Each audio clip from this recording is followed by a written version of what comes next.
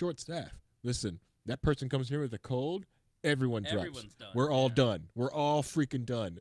You know, because like if you take out the because all you have to do is because you're so close to everyone. You know, if you get like if let's say it's the dishwasher's that's sick, right? That dishwasher touches every dish that gets out of here. Oh, it's clean, but it's got these freaking cold germs on it. Public health crisis. You know, congratulations. You know, let's say it's the head chef. So not only you're going to get the staff, you're getting everyone that went here. We're all done. We're all freaking done. That's you talking. Well, sweet. You know? So like, just like, just go home. Just go home. Do it at home. Stop being sick. Don't come home work sick. Don't go out sick.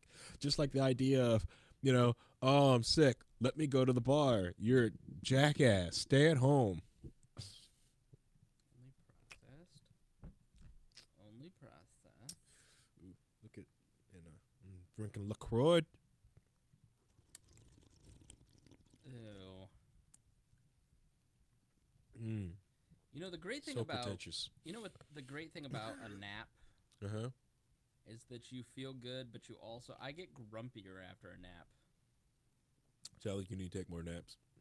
Yeah, That's what I do with Gunther. That's When good she idea. wakes up all all angry, I'm like, oh, you need another nap. Oh, man. So, like, today with Gunther was awful this afternoon when I was getting ready, trying to clean up the kitchen, get ready for dinner tonight. I got, when Lacey gave me Gunther, and I asked her, hey, did you already feed her lunch? Yeah. Cool. Awesome. What she neglected to tell me was that she really didn't eat lunch. She ate like 2 ounces and barely any. She barely ate anything. But she just said, no, she had lunch. Okay. So I'm sitting there and she just started like screaming her head off out of nowhere. I'm sitting in the other room. Lacey or Gunther? Gunther. Oh, Gunther okay. just started screaming her head off, just fussy, angry. I'm like, okay, diaper's fine. Where is she wrong? Is she teething? Give her a teether. She doesn't want that and just keeps looking at me just angry. And I'm like, what is wrong with you? Well, my sister's calling me. But and I go to look at my freaking at the clock. I'm like, all right, it's nowhere near your food time, your feeding time. It's been really close to eating lunch. It's like, so you're not hungry, So she's just screaming. So I just turn up the music loud, put her in a high chair, or try to entertain her and play with her. And I give her and I decided to make her a small snack. Right. And the way that she attacked that little rice cereal food, like she tried to grab the cup out of my hand and dive her face into it. Oh my god. So she just had she had it all over her face. Yeah, I'm like, oh, you're hungry, And I was like, so I called. I was like, did you feed Gunther? Oh yeah, she only ate 2 ounces though. Oh, sorry, did I forget to mention that? Yes, you did. So I make her all this food and she destroys it. She just goes through it. Like I filled up an entire coffee cup with like oatmeal just because it was quick. Right. She eats that, destroys that. Give her, make her like an 8-ounce bottle and she just starts just destroying that bottle. I looked up, it was halfway gone in a few seconds because I was going to put it in her mouth and pick her up and hold her and feed her, but she was sucking it down so hard. I was like, okay, all right. Slow down. All right, you ready? I didn't finish the story. Oh, you didn't? I'm done. All right. So she finished eating that. And she's just she's just like another mess, that. And then that same thing that you do and everything's good, you're eating that food, you're just like. I had that today. After I ate. Just passes out. After I ate today, I was done. Yeah. All right, now. And nope, one more thing. One more thing before I go. I also had the sad realization holding my daughter there the other day. Because, right before she go to bed, I would hold her and let her go to sleep. The sudden realization that all of us probably really loved going to sleep on our parents, and then one day it just stopped. Mm-hmm. It's like, and I started holding her and watching her sleep. It was like, this is sad. It's a sad thought. One day you're not going to be able to swaddle her anymore.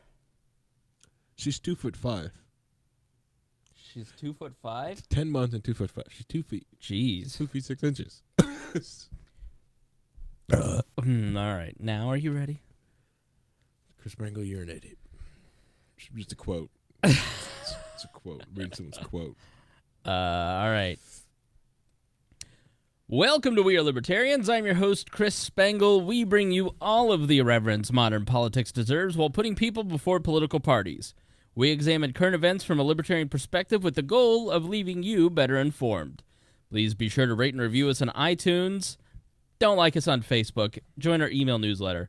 And subscribe on Patreon at WeareLibertarians.com. In exchange for supporting our program, we give you all kinds of bonus content and free stuff. One person wrote in and said, do you think that you giving me more things to listen to is really going to get me into the program? Yes. And she's like, I can't keep up as it is.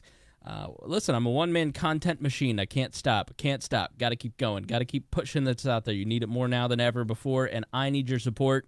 And that is what the Patreon is really about, you supporting independent media. And this whole show will be about how much you need to support independent media.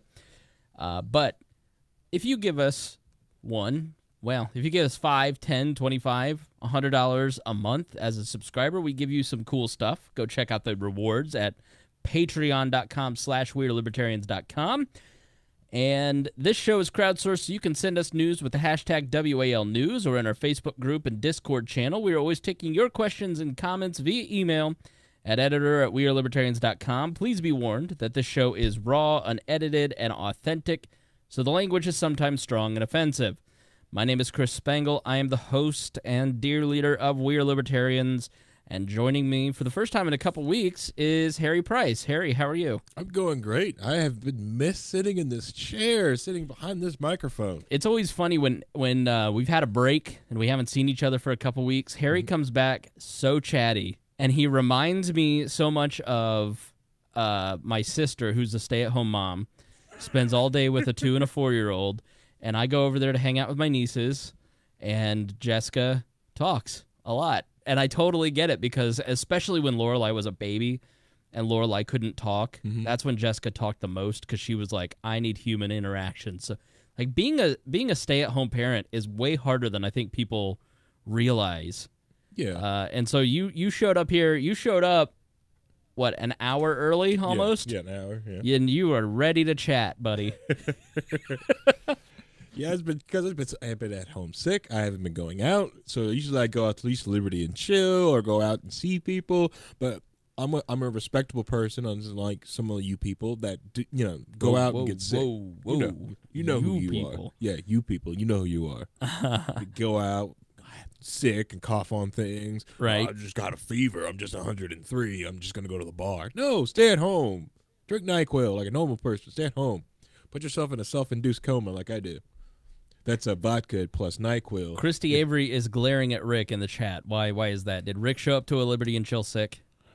Possibly. Oh, yeah, possibly. see, Who yeah. knows? Nobody needs you to be a hero. Yeah. Stay at home. I'm not talking to Rick. I'm talking to anybody who's sick. Don't go to work sick. We don't need you. Right. You're not that important at your job. Yeah, no one's that important. Right. Unless you're Michael Jordan. Then you can show up with the flu. Yeah. Like Donald Trump, take a week or year off. Like, it's fine. If you're sick, just stay home. Yes. Yeah. Lots to talk about this week. I'm cranky today. Full disclosure, I've taken SSRIs for about 17 years, and I'm transitioning off of them. So if I seem extra cranky lately, that's why. And today's going to be no exception, because I am raging at liberals, I'm raging at boomers, and I've got a lot to say, and you people are going to hear about it. Uh-oh. But this is the first Tuesday show in a while. I'm almost out of practice. We've not really done our typical news dump. It's been like almost a month since we've really done a news dump show, so I was out of practice, and I sat down this morning, and I was like, you know what? I want some suggestions. I haven't really followed the news. It's been kind of nice to take a little break and not read 2 hours of news every day. Wonder what the audience wants to hear about.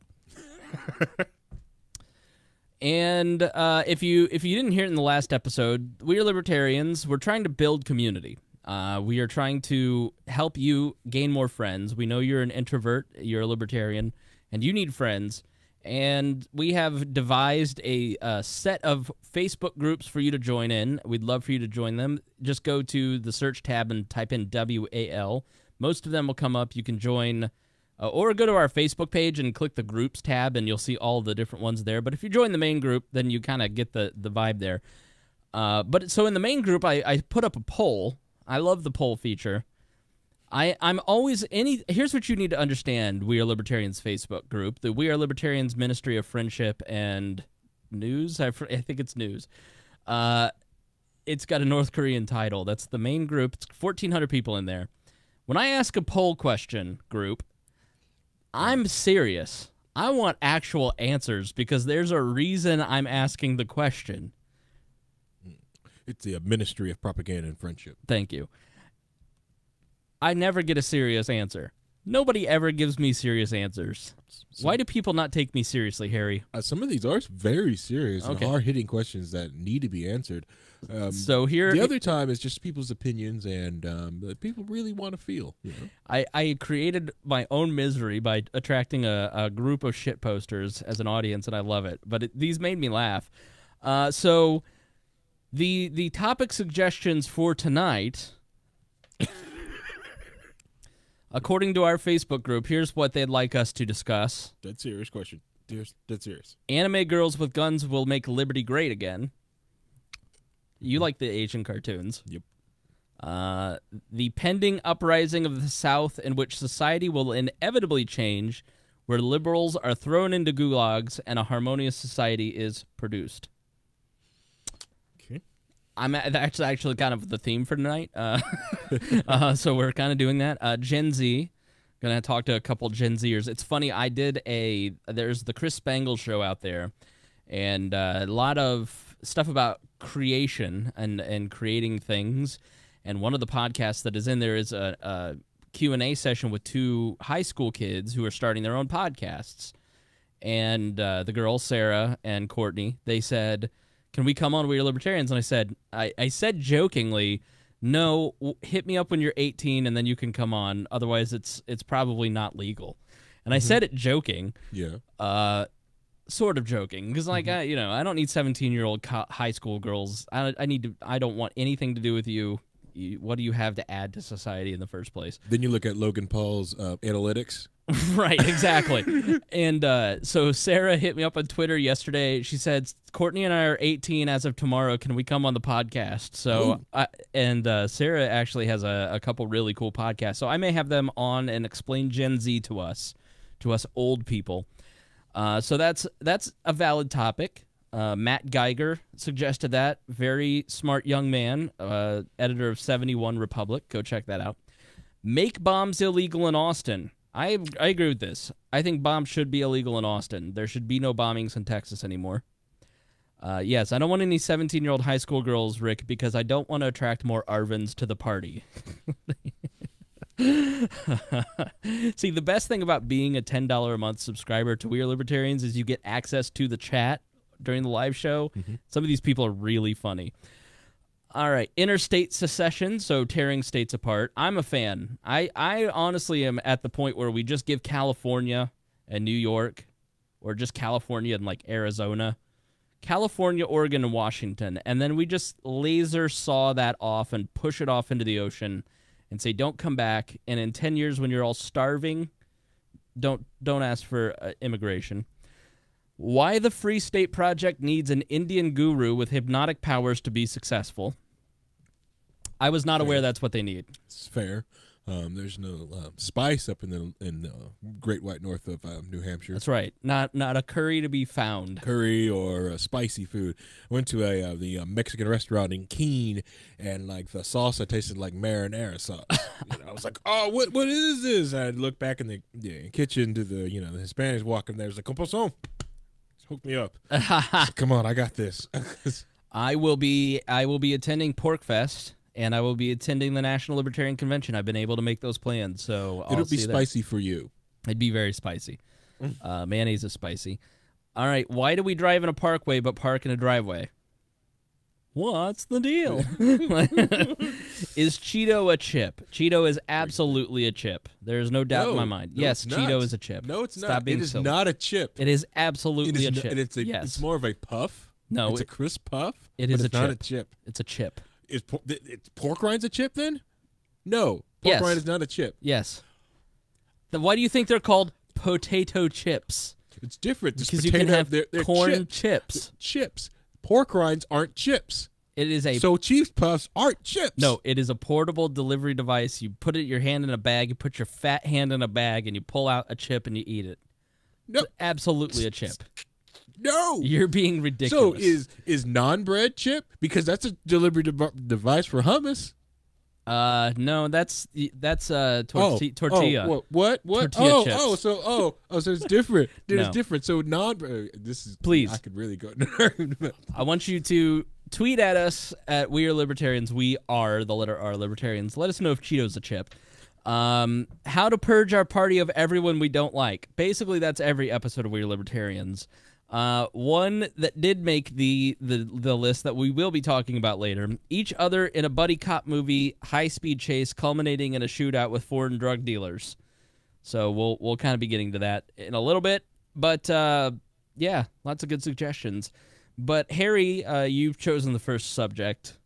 You're still mad about the Cheeto. I'm mad. I'm mad at the Cheeto thing. I'm just like, no, Cheeto's absolutely, without a doubt, a chip. Yeah. The only other, I think that might be it's a portable snack device in a bag. I think for the next 2 weeks that might be my new obsession.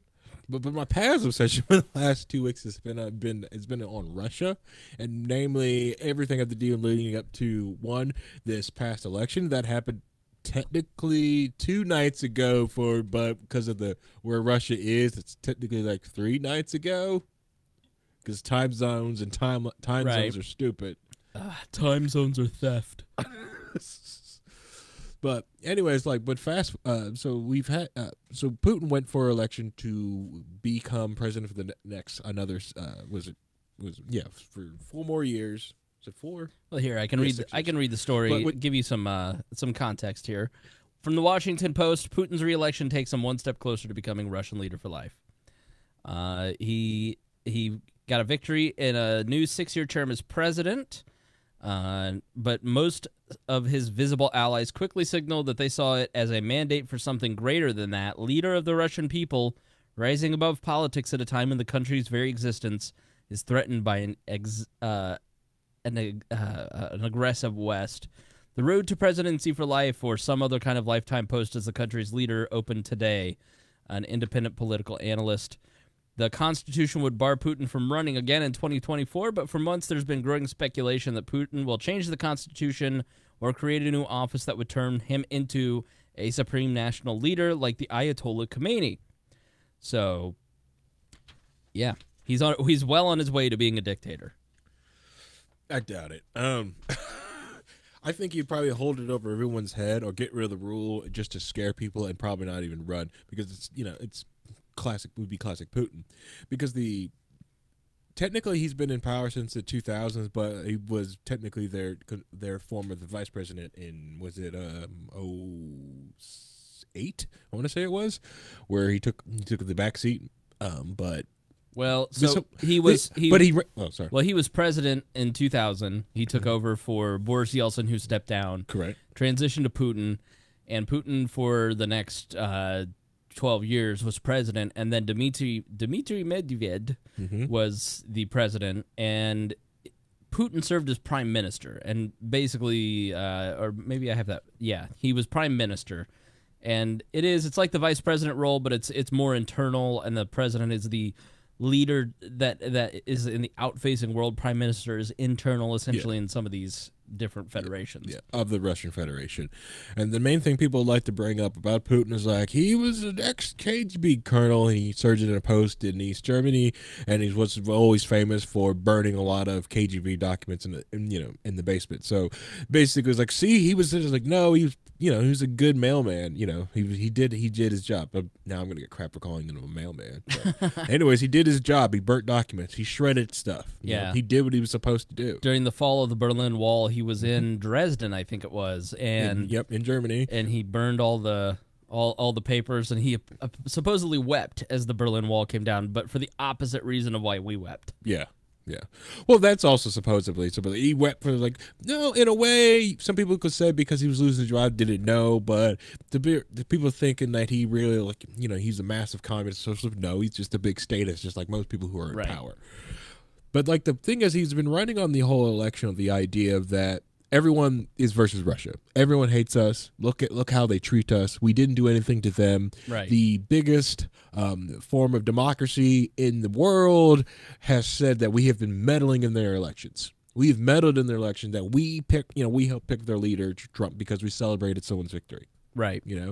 And so, but they're coming after us. They said we're going after them, and they was like, "Oh, we didn't do anything. We didn't do nothing wrong." And Hillary's campaign was already poking and prodding and help build Putin's case of look, she's threatening to shoot down our planes. That's part of his election campaign.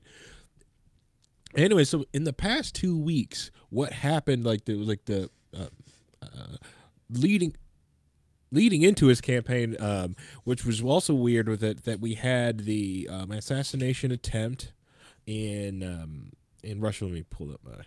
Sorry, I am on my Chromebook. I don't have my laptop. My laptop is still out because my SSD died on Friday. I'm really upset. He's on a Chromebook, and I asked him, "I'm sorry, when did you become poor?" And I didn't realize. I knew you were going back to school, but not middle school. And then I continued to mock him mercilessly, just as he mocks me for having Mac products. And you know what? 2013, bought this MacBook Pro, no issues. Weird, isn't it? So it was the SSD that died. The laptop is perfectly fine. It was the SSD, and then stupid Amazon Prime didn't 2-day me. I got it. What? My Amazon Prime 2-day became Amazon 5-day. I hate when they're through third-party sellers and ugh. But it said Prime. It said Prime. This is a Prime item. Rick asked in the chat, how jealous do you think Trump is? Do you think that Trump would want to become more than a 2-term president? Absolutely. There's no doubt in my mind that Donald Trump has, if he were allowed to be president for life, he absolutely would. He has every hallmark of if you read the book on tyranny, it's basically 21 lessons on tyranny, and it just outlines it all perfectly. I just read a book called The Dictator's Handbook, and Trump ticks all those marks. He's an authoritarian person who has constraints within the American system, because the American system fundamentally will always, hopefully, reject an authoritarian like Donald Trump, like Vladimir Putin, like Xi Jinping. So I have no doubt that he has those desires. I just don't think that the American system would allow that. I think you know, I don't know, though. No. We are so anti-intellectual, and we are going down such a dangerous path, as we'll outline once we get to the next subject, that it's pretty scary. But yes, I do think Donald Trump is one of those folks who would want to be an authoritarian. He wants his personal desires. He treats everyone around him as if they are all servants to him. I mean, he's the exact opposite of, George Bush. No matter what you think of him, George Bush at least talked about how he was the lead servant, and his job was to serve the people. And there was a lot of rhetoric in the Bush administration about servant leadership. And that's the total opposite of Donald Trump, where it's you all exist to do what I want you to do, or else I will fire you. And that's why you have such a high turnover, because they're trying to do what the Constitution, or what their predecessors, or what laws that have been passed, or Supreme Court rulings have said that these executive branch members ought to do, and it conflicts with his own little worldview. And so he fires him. I mean, up next is H.R. McMaster to be replaced with the frightening John Bolton. We'll get to the CIA transition later. She's a scary lady. Ryan Zinke, I think he's Interior. He's on the hot seat. That Scott Pruitt at the EPA is on the hot seat. He's, and these are people. I've almost got the cabinet I want. Well, dude, you pick these people. So you got the cabinet you wanted because you picked them. So it's you go and read the Fire and Fury book now. It's like a completely different group of people in the White House a year later. Mm-hmm. The Fire crazy. The Fire and Fury book is completely irrelevant, and it came out in January. We were talking about in Fire and Fury in January, and it was relevant. It's not anymore. Like, that's how crazy this guy is. So back to Putin. Anyway, so where was I? Like I said, the poison of the Russian spy that happened in Salisbury, in the UK. Right. That happened around, what is it? Well, today's Tuesday, so it's about 2 weeks ago.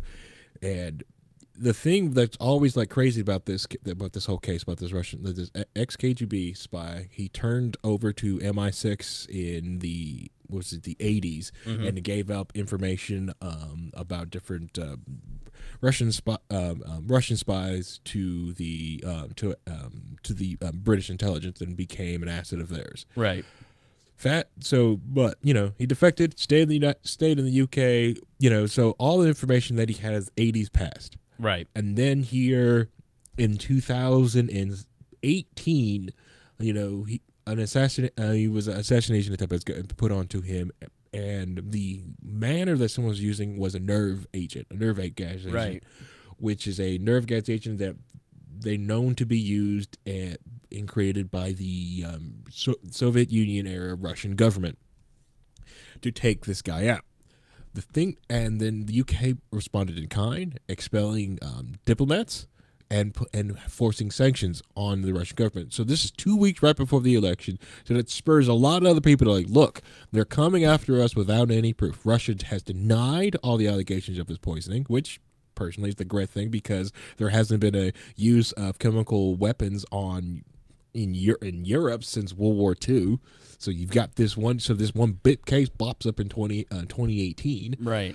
And the thing that is crazy, and all the allegations and all the conspiracy theories and stuff that goes through it, because the thing that doesn't make any sense is why the Russian government would use a nerve agent to poison somebody, to take somebody out. Because the way they released the gas, it was more of like, because most of the time when they have poison, or shown poison like polonium X or all the other poisons that possibly the Kremlin has used, it's been very targeted. It hit one person, took one person out.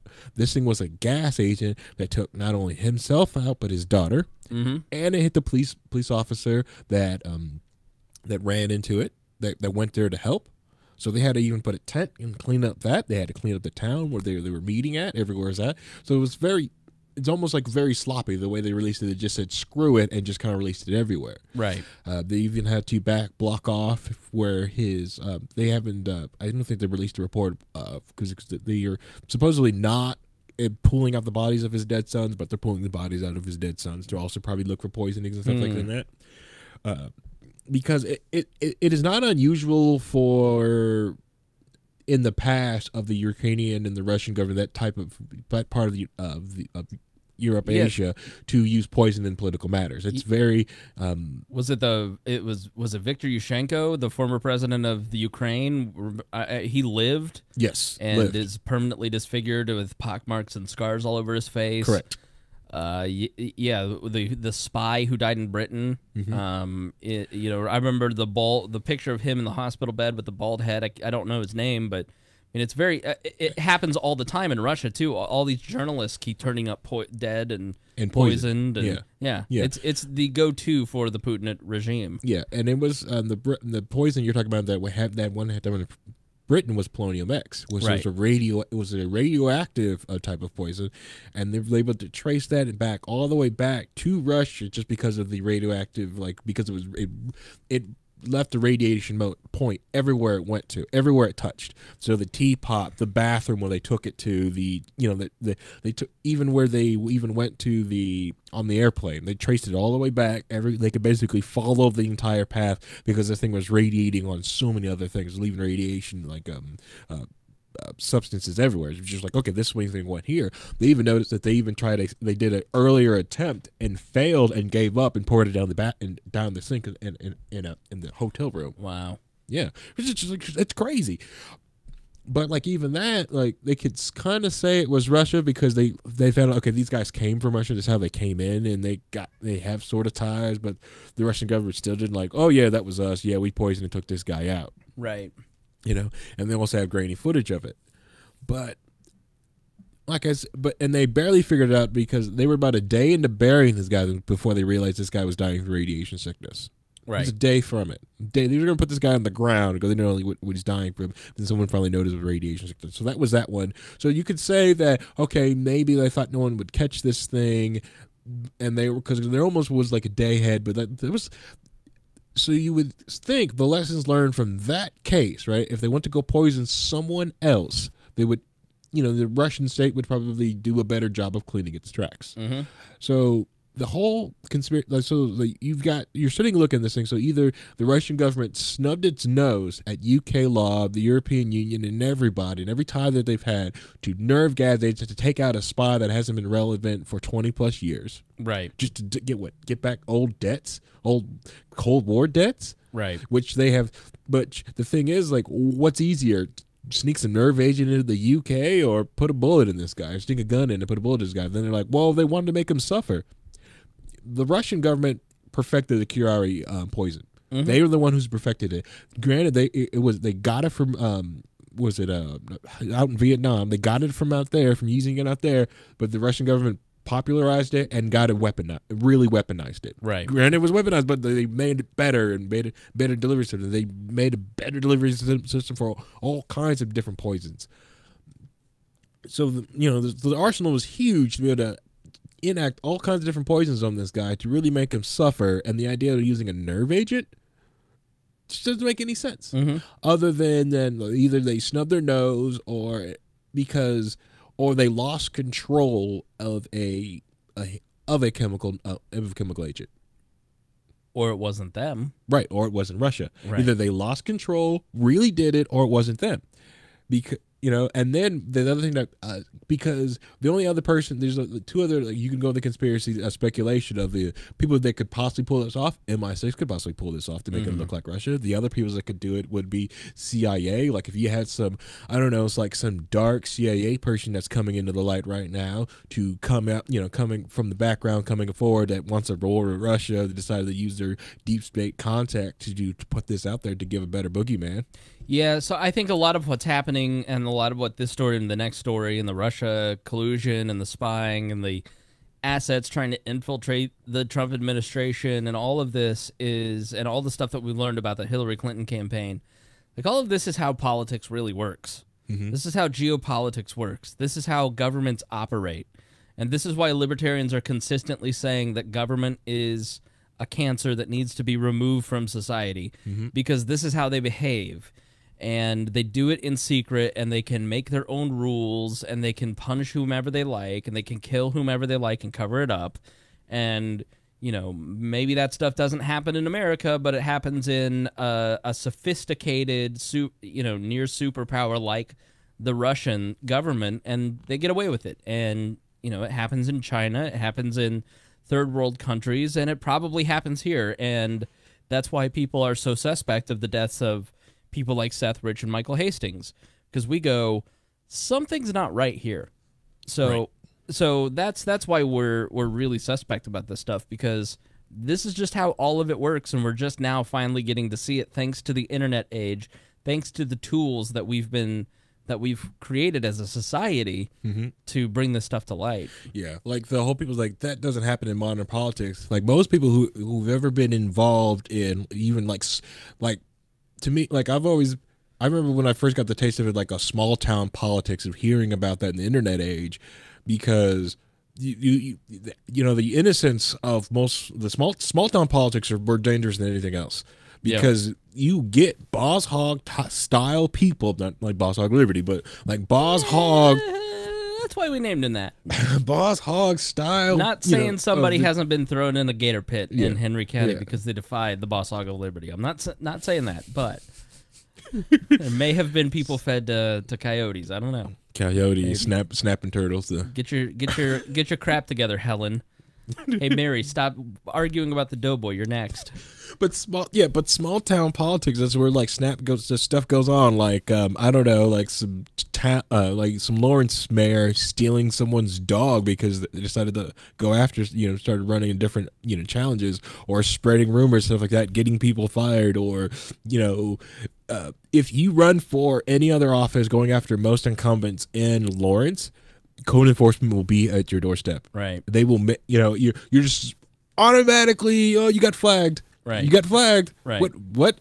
Code enforcement has never came over here on this side, this side of Lawrence. They've never been over here. Now, they're suddenly over here. You're expecting everything about your property. But, start wrapping up on Russia because we got to I'm sorry. hit the time limits. But all right, sorry. Back to Russia. Then, the last 2 weeks has been like this whole, like, further sanctions on Russia, Russian demonizing. So it also helped with Putin's has helped for the last 2 weeks. It also has helped the Putin's campaign to show, like, look, the world's coming after us. There's no evidence. They're coming after us. We have offered to help, stuff like that. But we're still the bad man, boogeyman to all of us. So so it has helped Putin win his political. Granted, he didn't need this whole poisoning. Right. The other thing is that you also notice with the whole Russian election is the gigantic margin that he has won. The second person coming close to him was 11% was the Communist Party. Right. Ooh. But of course, when it comes down to it, Putin or communism, that's not a hard choice. Not really. The other thing, the cool thing about the Russian election was that there were 6 different people that you could vote for. So come on, America, get with the times. Russia looks a little bit more freer in their presidential elections than America does. Right. But the other thing you can get on Live Leak and look at the videos. I put it on the trail, though. Maybe I'll throw it in the Discord or the chat. Was to look at the cam footage, because Russians are very good about recording things. They're very, very good at recording because of all the different insurance scams. It's incredibly corrupt in Russia, because in the days of the USSR, to get anything done in Russia, you had to bribe people. Mm-hmm. That's how you got things done. And so they have a ton of cameras everywhere, body cameras, car cameras. That's why, like, if you remember that plane that went right over the interstate, or the comets that fall in Russia, it's always picked up on their car cameras. It's because of insurance scams, police being trying to bribe people. So they record everything there. Everything. So during the election process, people were recording the ballot boxes. They had these clear boxes they were putting. Some videos to show the clear ballot boxes. So and then they show people take their little, like, one single sheet of paper with their ballot, folding it up or doing what they do, and shoving it in the ballot box. And it looked all pretty normal. Then the video fast forwards, right? And this guy zooms in on the ballot box. And there's just a perfectly flat stack, a thick stack of ballots sitting in there. Right. So either Russia decides to take all its absentee ballots or pre-filled out ballots from people, I can't make it that election day, and they put it all in at once in there live on the floor, or someone has stuffed some ballot boxes. Right. And then they've got other videos of people working at polling stations, waiting for other people to put votes in, and then they're shoving some other votes behind it. It's really weird getting on Live Leak and look at some of the Russian election stuff. And we'll post that in the show notes, so you can go and check out one of the Live Leaks that Harry put up there. Yep. On to our next subject. Sorry, I'm gonna go like 5 hours on Russia. No, I know. Well, you have Loki Wall tomorrow night. Yep. Let's plug Loki Wall. That is through our Twitch channel. You can follow us on Twitch. We, the letter R, Libertarians. Harry manages that, along with our Discord community, which you can join at wearelibertarians.com. And every Wednesday night, Harry hosts a fan chat for We Are Libertarians. He brings a stack of subjects, but you can join in too.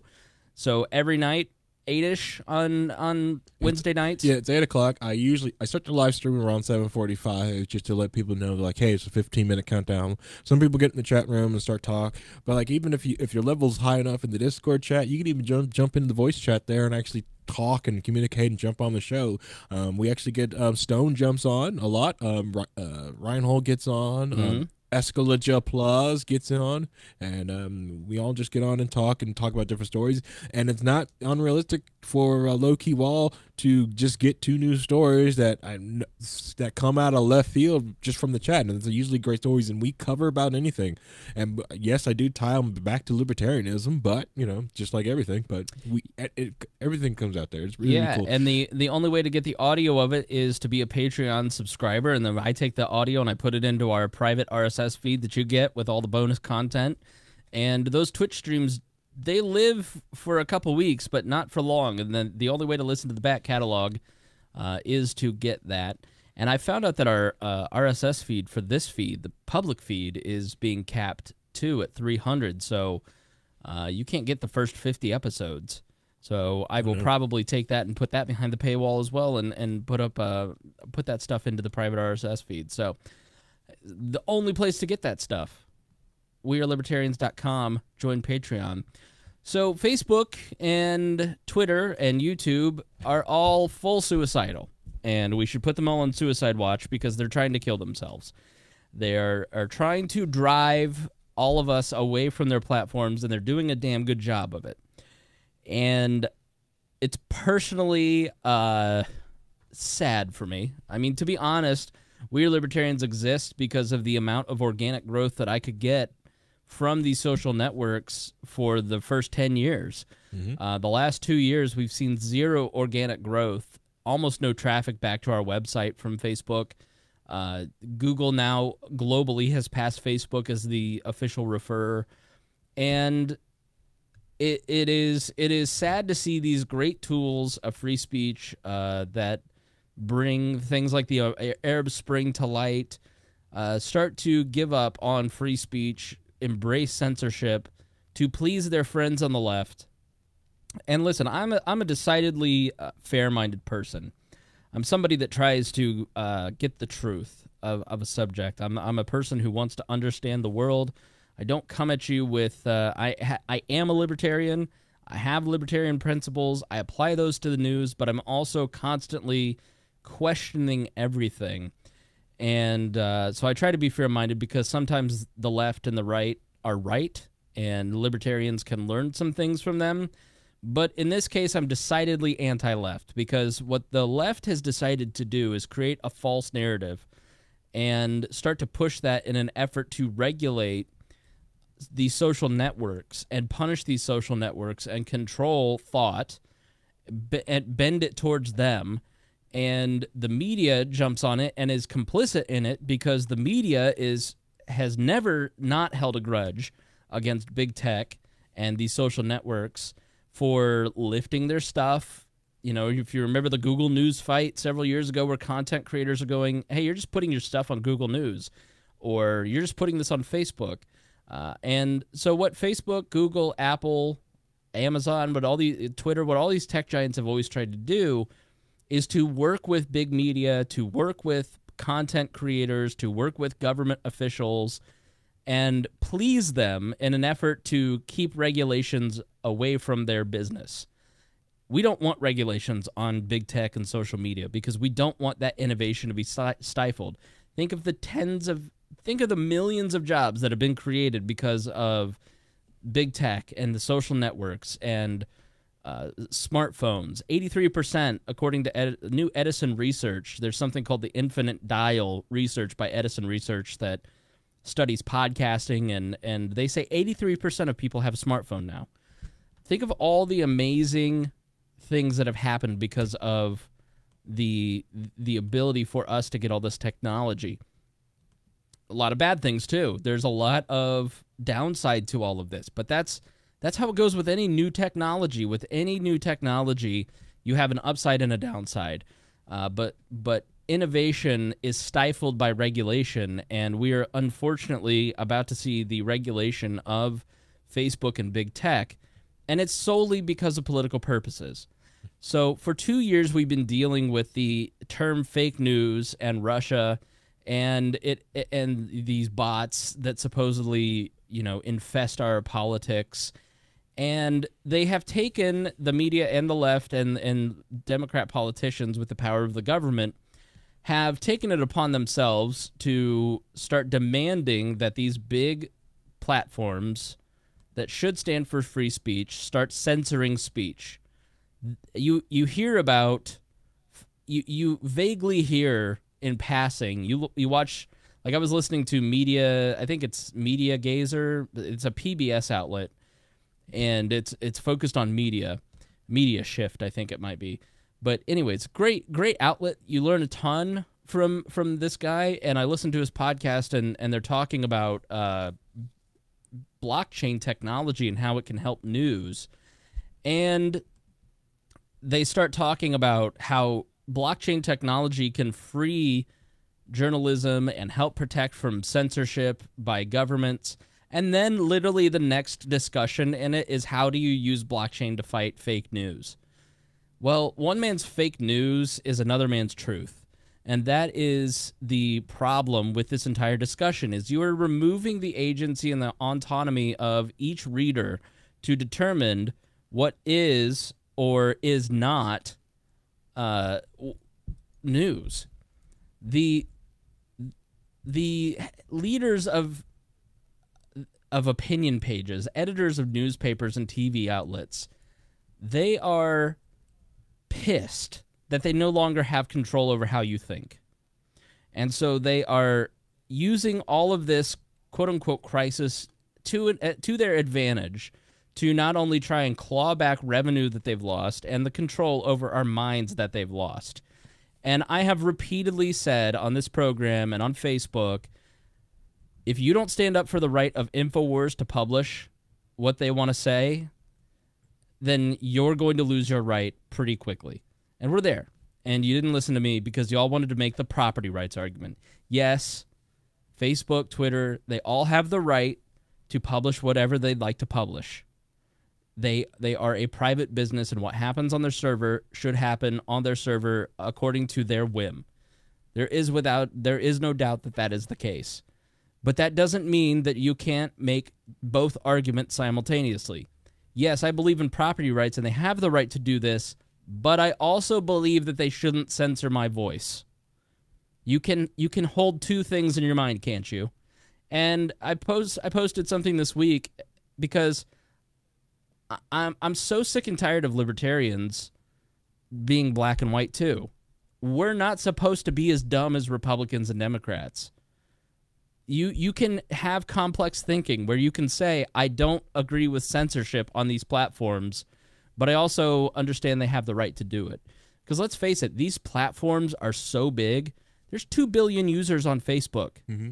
That is 1 billion more people than China, yes, and India and Indonesia. Like, they are in a massive company. YouTube, Google accounts. You can get to 2% of the internet because of Google.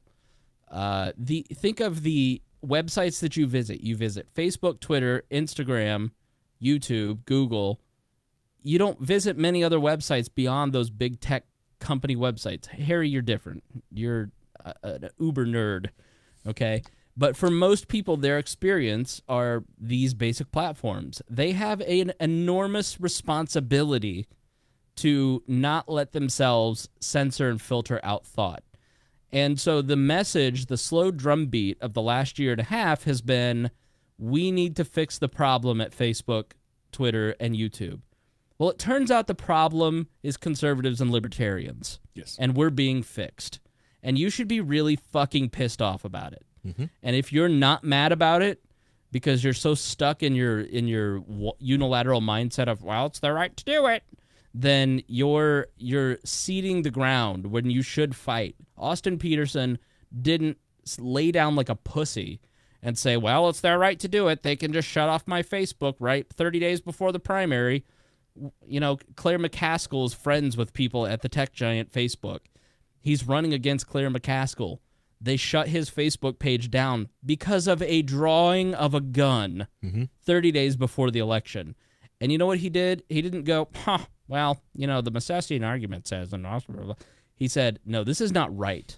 And he started making an issue out of it. And he started going, he called every person in his Rolodex. He got on Glenn Beck. He got on every single radio show he could find. He talked to Brian Nichols on our network. He went on TV shows, and he started making an issue out of it. And you know what? 2 days later, he's back on. His ban lasted less than 5 days because he made an issue out of it and said, this isn't right, and I'm not going to sit here and be a victim of liberal censorship. Because they're really loud. These censors are really loud people, and sometimes when people are really loud, you want to go, I don't want to get involved in this. I just don't think that I can fight these people because they're so loud. Meanwhile, 90% of the country is sitting there going, when is somebody going to speak for me? That's why Austin Peterson is somebody that people are gravitated to, because he says the hard things. And people go, finally, somebody's saying what I want them to say. I'm tired of being treaded upon. Like, That's what the left and the media are doing. They are taking away our ability to have intellectual conversations with each other, even knuckle-dragging conversations. Nobody hates our Facebook page more than me because I sit there and see the dumb that is commented on our own Facebook page by our own people. I hate it. So you have to start using the power of the free market and social pressure to put change on these big companies to stop censoring us. We are libertarians, cannot exist without you fighting for our right to exist. We only exist because there is a group of people out there listening to my voice in your ears.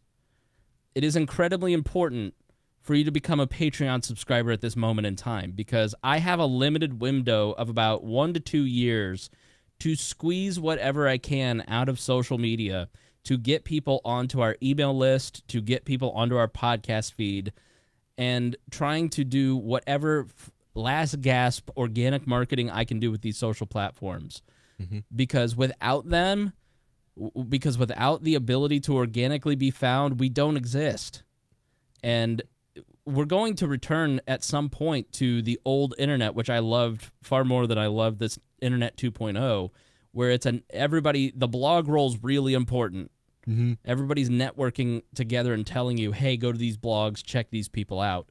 But I really need your support right now, because it is time for me to start building out email platforms and things internally in our website, things that I have neglected because I have let social media and Facebook groups and all that stuff do it for me. Well, that stuff isn't going to cut it in 2 years, and I'll tell you why. So it came out, some intrepid reporters over in England started going after this, started talking to this group called Cambridge Analytica. Cambridge Analytica is backed by the Mercers. The Mercers are the folks that funded Breitbart and bankrolled Trump, essentially, and a lot of they're not alt-right. They developed into the alt-right, and then the Mercers cut their support. But they are definitely traditional conservatives and very wealthy, and basically like the right's George Soros. And so the left is not going to tolerate this. So the media in England, Channel 4 with the BBC, The Observer, The Guardian, all started doing exposés. So Donald Trump hired this company called Cambridge Analytica in 2016. So this is in The Guardian, published Saturday, March 17th, 2018, revealed 50 million Facebook profiles harvested for Cambridge Analytica in major data breach. Wasn't a data breach at all. You voluntarily gave over your information, and I'll explain why. But the mere presence of the word breach means you're being lied to, because they either don't understand, and so they're giving you fake news, or they are intentionally misrepresenting what this company does. The data analytics firm that worked with Donald Trump's election team in the winning Brexit campaign harvested millions of Facebook profiles of U.S. voters in one of the tech giant's biggest ever data breaches, and used them to build a powerful software program to predict and influence choices at the ballot box. A whistleblower has revealed at The Observer how Cambridge Analytica, a company owned by the hedge fund billionaire Robert Mercer and headed at the time by Steve Bannon, used personal information taken without authorization in early 2014 to build a system that could profile individual U.S. voters in order to target them with personalized political advertisements. Christopher Wiley, who worked with the Cambridge University academic to obtain the data, told The Observer, "We exploited Facebook to harvest millions of people's profiles and built models to exploit what we knew about them and target their inner demons. That was the basis the entire company was founded on." Documents seen by The Observer, confirmed by a Facebook statement, show that by late 2015, the company had found out that information had been harvested on an unprecedented scale.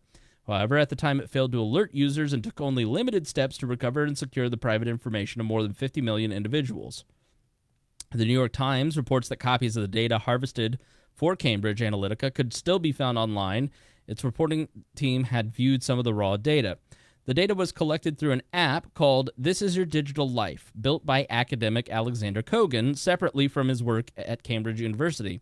Through his company Global Science Research, In collaboration with Cambridge Analytica, hundreds of thousands of users were paid to take a personality test and agreed to have their data collected for academic use. Let me reread that. Let me reread where this breach came from. Hundreds of thousands of users were paid to take a personality test and agreed to have their data collected for academic use. However, the app also collected the information of test takers' Facebook friends, leading to the accumulation of the data pool of tens of millions strong. Facebook's platform policy allowed only collection of friends' data to improve their user experience in the app and barred it from being sold on or used for advertising. Well, that happens all the time, and Barack Obama did it, and I will explain that in a moment. So, comes only weeks after the indictment of 13 Russians by the special counsel Mueller, which stated they had used the platform to perpetrate information warfare against the United States, which, if you read it, was absolute horseshit. It is all narrative without substance. Cambridge Analytica and Facebook are one focus of an inquiry into data and politics by the British Information Commissioner's offices. So to move on in this article, on Friday, 4 days after the Observer sought comment for the story, more than 2 years after the data breach was first reported, Facebook announced that it was suspending Cambridge Analytica and Kogan from the platform, pending further investigation over the misuse of data. They maintain that they're making false and defamatory allegations. Here's what it comes down to. This is a company that built personality apps, and it's like pretty much, as far as I understand it at this point, because I've spent the last couple days looking into this. Now, I've worked with Facebook. I'm a social media marketer by trade. I have grown this business on the back of Facebook and social media in general. It's what I do at my day job, and my entire existence is how do I get you to do something by interacting with me on a social media platform. That's how I get paid. I don't get paid per click or anything like that, but my job is basically create content that you will like, that you will share with your friends, so I can get more people to engage with our platform, with our brands. And nothing is nefarious about it. It's how the entire platform exists. When you click the terms of service to join Facebook, you agree to be part of that ecosystem. Mm-hmm. And when you pay nothing, you are the product. So if you're using things online for free, you are the one being sold. And if you don't get that, then please understand it, because it is the fundamental premise of these social networking sites. The way that Facebook makes money is that they hyper-target ads to your Facebook feed. Mm-hmm. And they also farm out some of this data to other people. When you log into a website using your Facebook account, you are agreeing to give that website a piece of your data. When you take one of these quizzes that says, you know, does your eye color match your birth month? Or what is your horoscope for this week? You go to that third-party app, you authorize your information, and you let that app read. What do you think that when you take those quizzes on Facebook, what do you think they're doing? Do you think that they just built that for fun? So much fun and shares. Right. I'm just going to spend 20 hours building this Facebook app and get 100,000 shares because I just want people to know if their birth month is the correct one for them. Like, what Harry Potter character are you? Do you think that those are built for just out of the kindness of somebody's heart? Yeah. Which Harry Potter house are you in? Right. You are giving your data to someone to sell to someone else, and you're giving them access to your social graph. So I don't post photos of my niece. I don't mention my nieces on my big Facebook page. I've got 5,000 connections, 10,000 likes of pages. I'm in 200 groups. The amount of spread connected to that big Facebook account is ridiculous. And I'm opening up. When you become friends with another person, it's like sex. If you have sex with one person, you're having sex with everybody they had sex with. Mm-hmm. It's that same kind of like tree branching concept. You are networking yourself and networking your data together. Yep. And you can go into the business manager of your Facebook page and you can take a look at the people that like your page. And the amount of data set is incredible. And those third-party apps take that information and they use it to make money. And so if you don't want to be part of that system, delete your Facebook account. Don't take those quizzes. Don't put any information on your profile. Don't like pages. Every single action that you ever take on Facebook is a signal to the Facebook algorithms and servers as to how to market to you. Why do you think that when you say something out loud, that's why I don't have an Alexa in this house. Jeff and I at work were talking the other day about a microphone, and we were talking about those blue microphones, the $20 microphones that... The Blue Yeti ones will suck. Not the Blue Yeti ones, but the ones that Jared uses for Boss Hog of Liberty. Oh, okay, yeah. Yeah, like the Those are good. $20, they sound decent. He had his phone in his pocket, and he gets on Facebook later that day, and there's an Amazon ad for that particular microphone. Because he and I were having a conversation about what microphone to use. Now, he didn't have his phone out. His phone was in his pocket. So how did they hear the description, the detailed description that I gave of that microphone to him, and then it showed up on his feed? It's because the apps that you use on your phone are listening to your conversation. Your Alexa is listening to your conversation. They're picking up social signals, behavioral signals, buying signals to figure out how to sell you a product. Yep. It's so far beyond, in this day and age, just putting a cookie on your browser. If you have a smart TV and you have it logged into the internet, if you have logged it into your IP, and you are watching a TV show, and let's say you are watching an episode of NCIS on your smart TV, and you're watching it on DVR, and you get to the commercial, there is a signal sent from your smart TV during that episode that is sent to an ad server.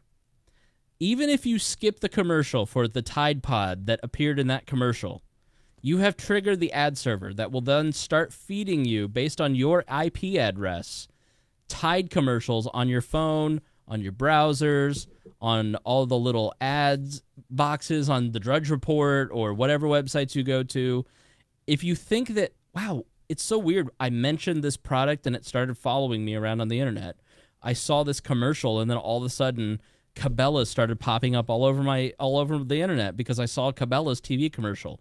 That's what's happening. You are being constantly sold, and your information is being sold to make money. Yep. And politicians have been using this for years, starting with Mark Penn of the Clintons, who came up with micro-targeting, and also the Bush administration in 2004 targeting soccer moms. I mean, the 2000s is really when this started, but the Obama administration were the ones who really lit. So let's move on to The Guardian, go back to 2012. Same publication that we just read from with Cambridge Analytica. This is February 2012, an election year with Obama, where he's running against Mitt Romney. Barack Obama's re-election team are building a vast digital data operation that for the first time combines a unified database on millions of Americans with the power of Facebook to target individual voters to a degree never achieved before. Digital analysts predict this will be the first election cycle in which Facebook could become a dominant political force. The social media giant has grown exponentially since the last presidential election, rendering it for the first time a major campaigning tool that has the potential to transform friendship into a political weapon. Facebook is now ubiquitous, Dan Soroker said. I want to read this one quote that is in here. At the core is a single beating heart, a unified computer database that gathers and refines information on millions of committed and potential Obama voters. The databases will allow staff and volunteers at all levels of the campaign, from top strategists answering directly to Obama's campaign manager Jim Messina to the lowliest canvasser on the doorsteps of Ohio, to unlock knowledge about individual voters and to use it to target personalized messages that they hope will mobilize voters that count most. Every time an individual volunteers to help out, for instance, by offering to host a fundraising party for the president, he or she will be asked to log on to the re-election website with their Facebook credentials. That will engage Facebook Connect, the digital interface that shares a user's personal information with a third party. Consciously or otherwise, the individual volunteer will be injecting all the information they store publicly on their Facebook page: home location, date of birth, interest, crucially, network of friends, directly into the Obama database outside of the Facebook account. Somewhere other than in Facebook. So... no, it is a secure login, though. I will tell you that much. It is a secure login, yeah. Yeah, because they have to... You're voluntarily giving it up. Yeah. You're paying for a very secure login, but you could pay for other things. It's easier. But anyway, I'm sorry. So at one point, somewhere in this article, and I can't find it, and I'll put this in the show notes. Yeah, but like, yeah. They basically what happened is they took more information than they were allowed to, given the terms of service. Mm-hmm. And the Obama team said, oops, sorry. And the Facebook people said, we're on the same team. Keep it. Like, so the Obama team, if you remember in 2012, was praised for building this amazing network in 2008 and 12. Mm-hmm. And that's how they changed the face of politics. They're geniuses. And then the Trump team does the exact same thing.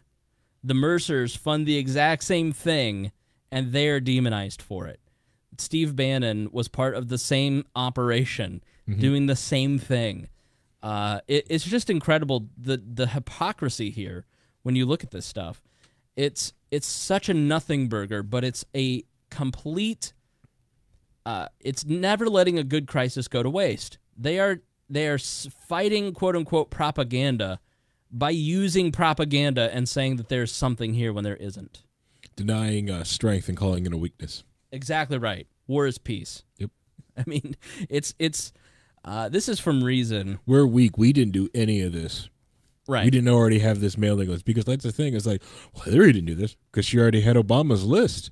She had your list. Majority of the people who are young Democrats right now, they all have Facebook pages. Yeah. And a lot of them voted for Obama. So she already got all your info deets.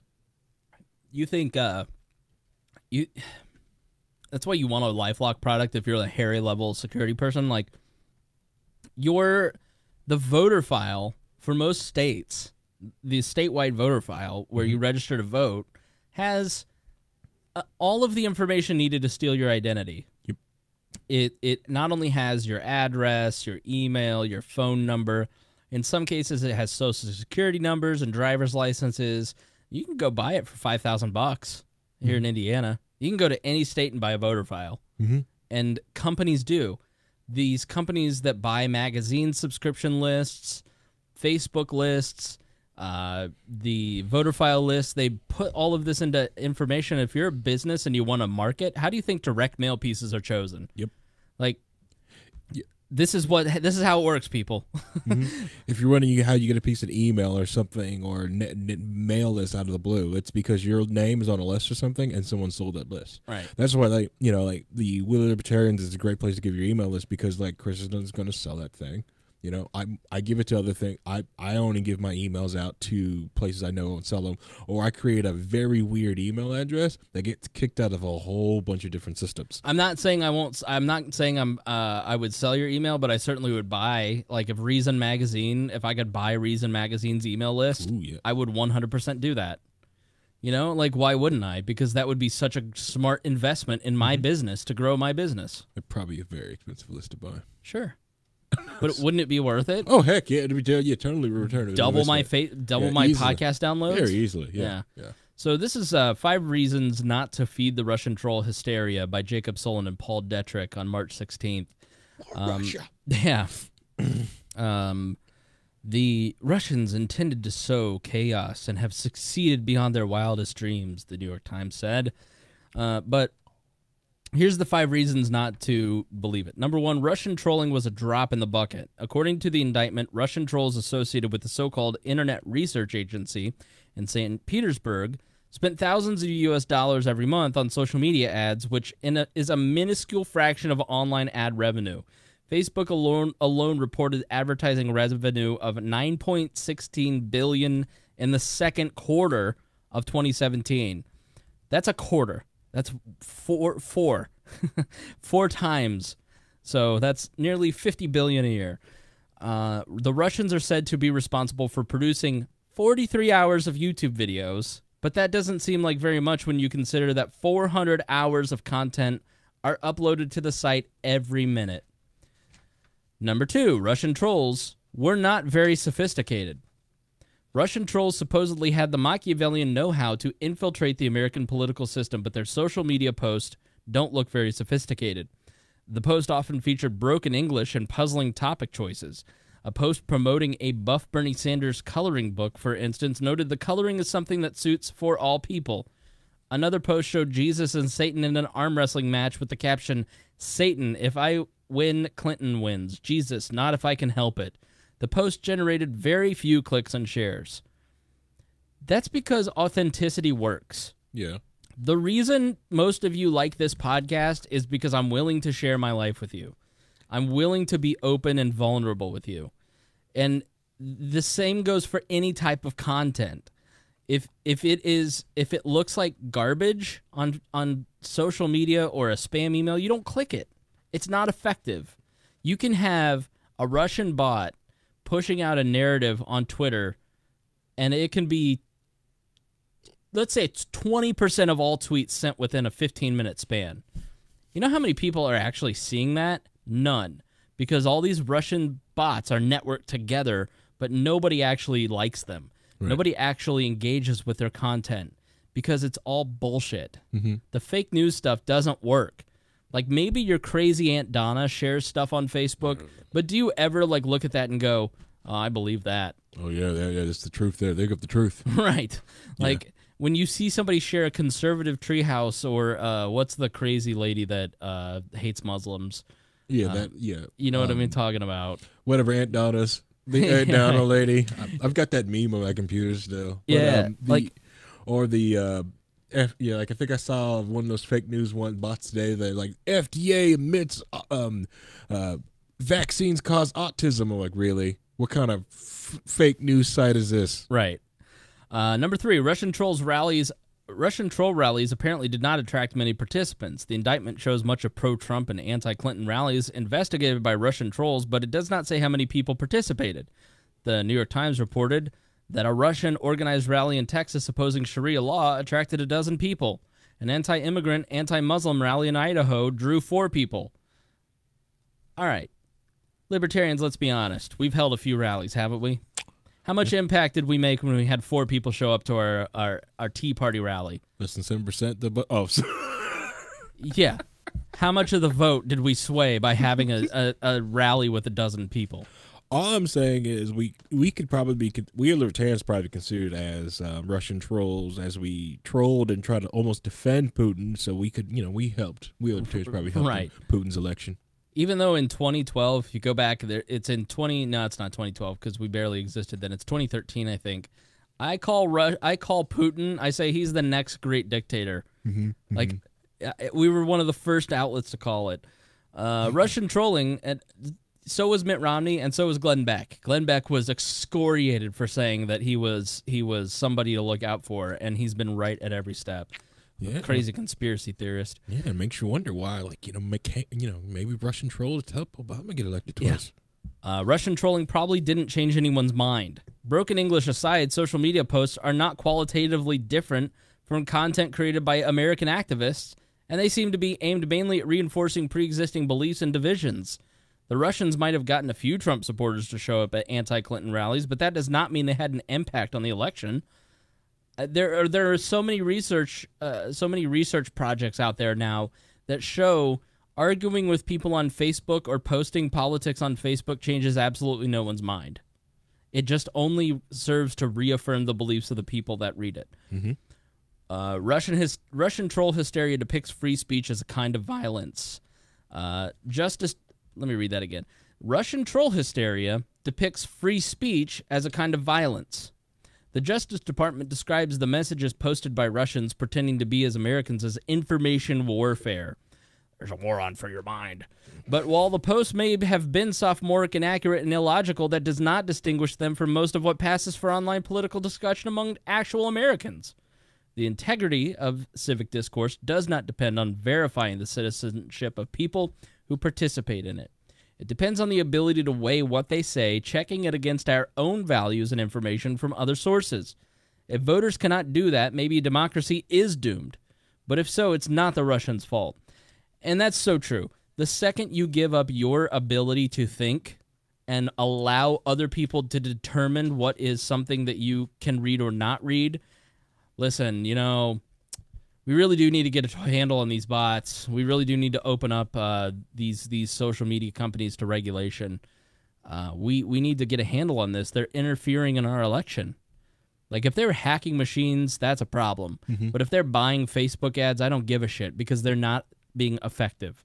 I've done Facebook advertising. Like, if I can pay for Facebook advertising to fans of this show who are in our groups, who like our page. And you know how many people actually sign up to listen to the podcast when I do that? It's almost negligible. 30. It's not really worth the money. The money is better putting it into things like the mobile app where people are already on a platform searching for libertarian content as opposed to trying to get people to become a subscriber to the podcast. And these are fans, okay? So this is all bullshit. And so what has happened now, what had happened was this narrative that the left has used to this vague narrative that Trump colluded with Russia and Hillary Clinton pushes that Russian bots lost her the election because she's unable to actually take responsibility for herself.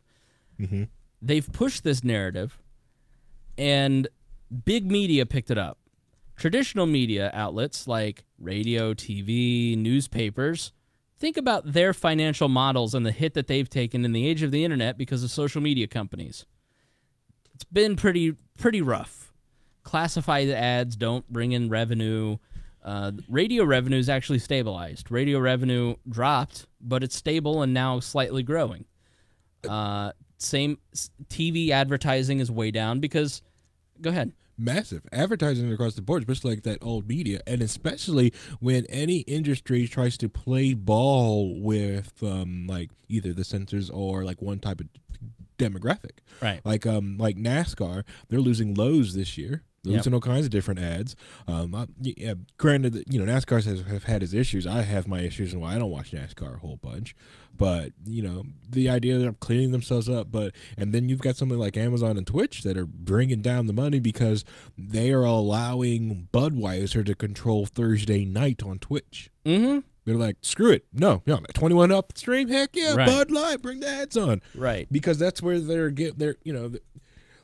and so all these other places so Bud Light rather put money there than they are like, oh no, can't get on TV, it's hard, but who's really watching CNN?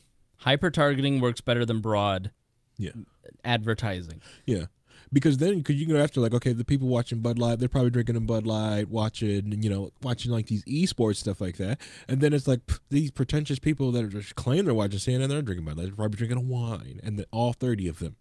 So let me continue proposing my scenario. Sorry. So the old media loses the revenue of advertising to Facebook because if let's say you're a car dealer here in town, car dealer, okay. And from the 50s through the 2000s, you put money into the local newspaper and you bought advertising at the local newspaper or the local radio station or the local TV station. And it worked fine, but then the internet came along and you started doing sales funnels on Facebook and selling your branding on Facebook, hyper-targeting it. You find it's a better rate of return. So you start pulling sections of advertising. Even if you pull 25% out of those other media outlets and put it into digital, that's still a big hit for those local media outlets who are owned by big conglomerates, who are owned by shareholders, who want a return on their investment, who have scared little mice in their boardrooms who need to return money so they can keep their $15 million a year salary.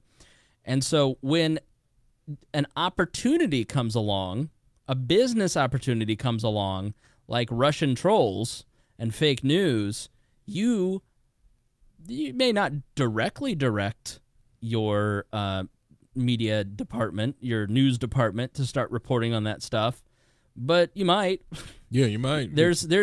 I'm not saying that within editorial newsrooms there's this thinking of let's save the bottom line by destroying an unregulated competitor, but it's certainly there in the boardrooms. I guarantee it.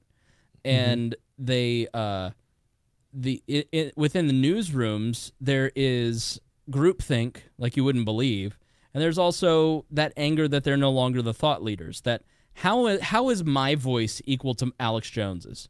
You think that the editor of the New York Times doesn't sit there and think, why do more people read Alex Jones than me? This is wrong. You think that they don't have a little chip on their shoulder to take Alex Jones out? And like Alex Jones is 50% self-promotion, 25% bat-ass crazy, and 25%, I should probably look into this and do my own homework. And 100% alpha male. Right. You know? And I am all, like, Alex Jones does not have a hateful show. Alex Jones proposes alternative news and theories, and you can listen to it and you go, you know what? I'm gonna leave 95% of this aside, but I'm going to do some research on this other 5%. But he's not a white supremacist. He's not a crazy anti-Semite. Harry and I listen to him regularly enough to say that confidently. Yeah. So and it's just so easy to smear these people as alt-right, hateful, white supremacy, conspiracy theorists, blah blah blah. You know, and as a way to censor them and to carve out a way to start limiting voices so you don't have to compete with them. And then the social media companies go, oh shit, our competitors for the advertising dollar are starting to get their political friends involved and are going to use the force of government to start limiting our innovation and our bottom line. We better talk to them. What do you want? Well, it'd be really helpful if, to combat fake news, you gave priority to the New York Times and to the Washington Post, and you allowed us to be fact checkers, and you put us on your AMP system, Google. Google's coming out with a brand new system to produce news and help local creators of content. Be also helpful if people who have hate speech or possibly alt-right doesn't get on. They all see an opportunity to start going after their competitor in the news business and the ad business, and to limit other voices to return to a time when they were supreme in thought control and in controlling of your dollar. And they're going to start using the force of government to regulate their competitor. And the days of bending over backwards to please politicians and their big media partners should be over for people like Twitter, Facebook. And because the assassination, the long knives are out for these companies, and it's game over. And you know what the consequence is going to be? Is they're going to make it harder to advertise. They're going to make it harder to publish. They've already made it harder to be seen on the platform. They are going to just continue to sanitize the platform to the point that you're only going to see your boomer aunt's photos of her stitching. Like, they already did this experiment, which we talked to you about earlier this year, where they tried to put pages into a separate tab. Well, that failed because people realized that their family and friends aren't as interesting as professional content creators. Right. You would rather see my opinion on politics, a person who works at trying to have an opinion that is original and has 15 years of experience in crafting it. You'd rather see my opinion on the We Are Libertarians page than you would your aunt's, who spent no time thinking about it. Yep. So that experiment failed, but they're going to do it anyways. You're going to have a complete sanitization of the product that is going to lead to people fleeing the platforms. You're already seeing Facebook, for the first time, according to this Edison research, dropped in usage for the first time in its existence in the last year. And so less eyeballs on the platform means less engagement, means less advertising dollars, means less resources, means the company's out of business in 10 years. So I didn't think that there would ever be a time. I mean, I used to sit there and think, how can a company as big and as powerful as Facebook really have the ability to go out of business? And I think we're there. And I think that the left, with their effort to censor out conservative ideas, managed to kill the golden goose of free speech. And, they're actively censoring conservatives, libertarians, right-leaning thought, but not liberal thought.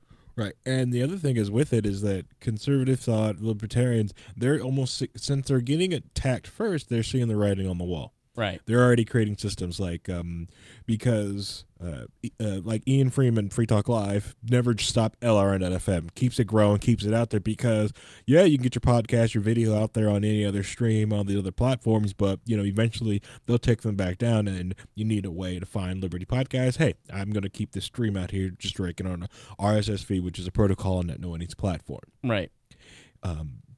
There's all kinds of there's other ones out there that I'm sure a lot of you guys subscribe to that they just saw the writing on the wall and like, you know what, I'm out.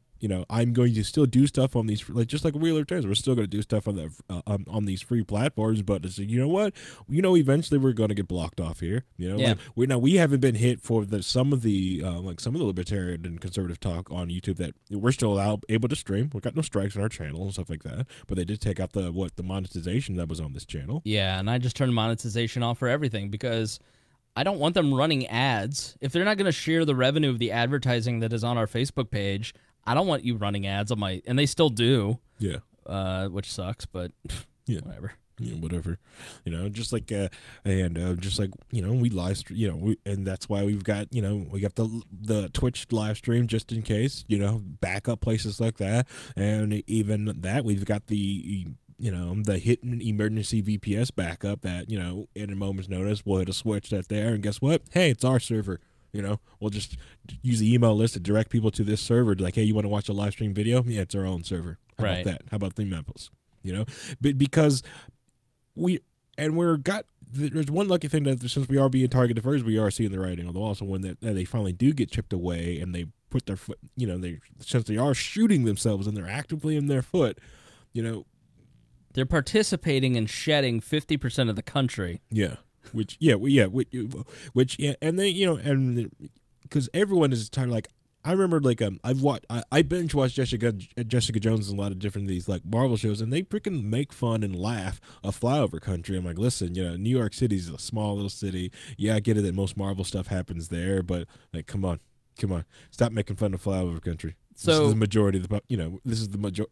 Us together beats you. Right. So, I mean, the writing on the wall was when Zuckerberg met with conservatives a few years ago when they found out that they were putting on that sidebar in the news section.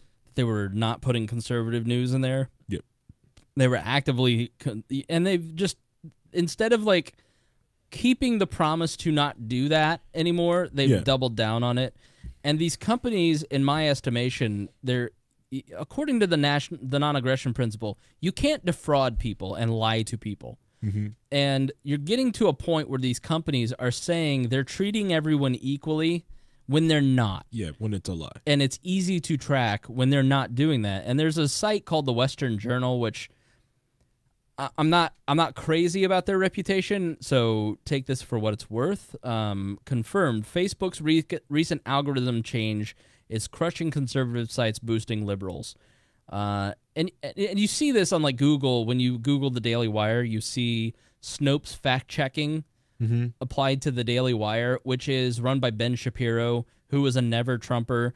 And the Daily Wire content is not Alex Jones. Super mild. And to treat them like Alex Jones is ridiculous because they're Weekly Standard, National Review conservatives. They're not fringe people. By no means. There's like, it's almost like a barometer of like the right, just to look at it, like, okay, where is the those not so far right but right people are at? Where are they at?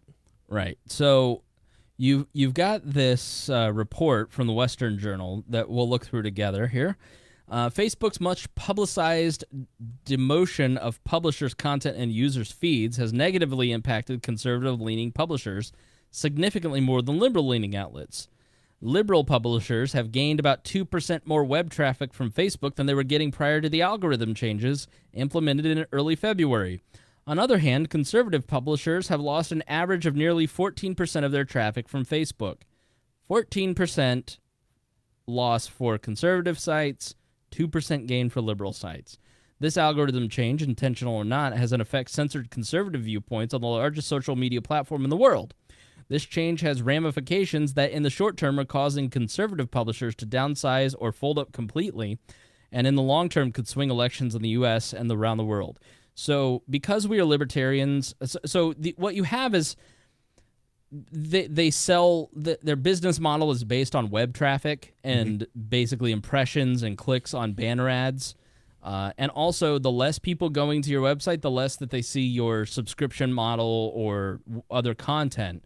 And so when you don't have people consuming your content because they don't see it, your business dries up.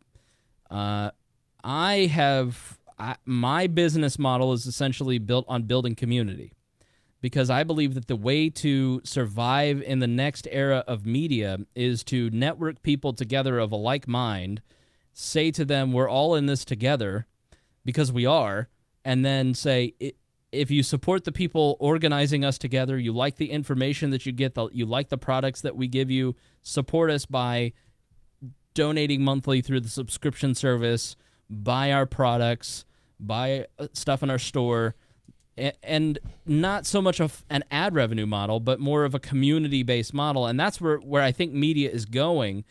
I think you see that in, like, Budweiser going to Twitch. Right. They're saying, I'm going to a specific niche, and I'm going to spend my money on this specific niche because I'm going to get a better return because these people are passionate about this brand. Right. You know, and the Tides of the world don't inspire you to get involved in their brand as much as a We Are Libertarians does. Yeah. Because we are people, we're vulnerable, we're a real tangible thing as opposed to like a utilitarian tool like a detergent. And you're right. And the good thing is that this is what Spangle does like for a living. This is what like he nerds out about, is all this whole keeping his pulse on all this stuff is going on. Like the idea of a legal liberty podcasters, the idea of grouping up with other podcasters. Like if you like our podcast, you would like this group. Yeah. You would like some of these people here. The idea of starting that group now while you can still connect and grow with other people, be able to find people, that network, that groundwork's here now. So when something does happen, it's like, okay, now the league just grows.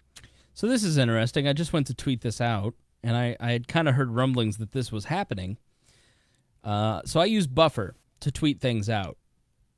And I was trying to push out this study to the We Are Libertarians Twitter, the Wall Politics Twitter, and the Chris Spangle Twitter. Due to recent changes, this is what Buffer is saying to me, which is like Hootsuite. It's a third-party app that publishes to multi-platforms. Love Buffer. They say, excuse me, due to recent changes with Twitter, you're only able to post to one Twitter profile at a time, so you are only posting to We Are Libertarians. In February 2018, Twitter announced new guidelines to prevent people from misusing multiple accounts to artificially amplify a message. One of the key takeaways from the announcement was do not allow your users to simultaneously post identical or substantially similar content to multiple accounts. For example, your service should not permit a user to select several accounts they control from which to publish a tweet. Buffer says this means third-party services like Buffer are no longer permitted to enable users to share the same post to multiple Twitter accounts at one time. They also shared a deadline of March 23rd to bring third-party apps into compliance with these rules. From March 23rd, 2018, you will only be able to schedule content to one Twitter account at a time. You will still be able to schedule multiple content to Twitter accounts with one Buffer account, just not the same message to multiple Twitter accounts simultaneously. So obviously a way to stop the bots from spamming the platform. But the audience of We Are Libertarians and my audience on my personal Twitter, I'm not a bot.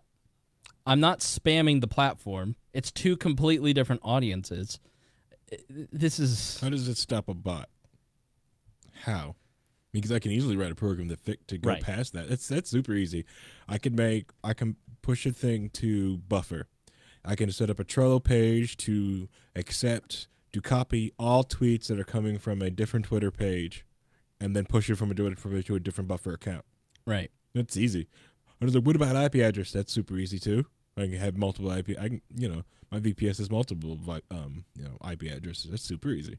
Yeah. So they basically just killed Buffer and Hootsuite and all these, and these people who run multiple corporate accounts. Like this is bullshit. Oh yeah, that's gonna suck. This is. Do you realize how much harder this makes my job? I'm being punished because of bad actors who have no impact on the platform in the first place. None whatsoever. Like, find the person who, like, you have to be sophisticated enough if you're Twitter to go, okay, this one tweet was posted 23 times at the same moment. Mm-hmm. How do? So now you might as well go to work tomorrow and decide to buy have a laptop per account and just have it behind your desk. Yeah. And just turn around.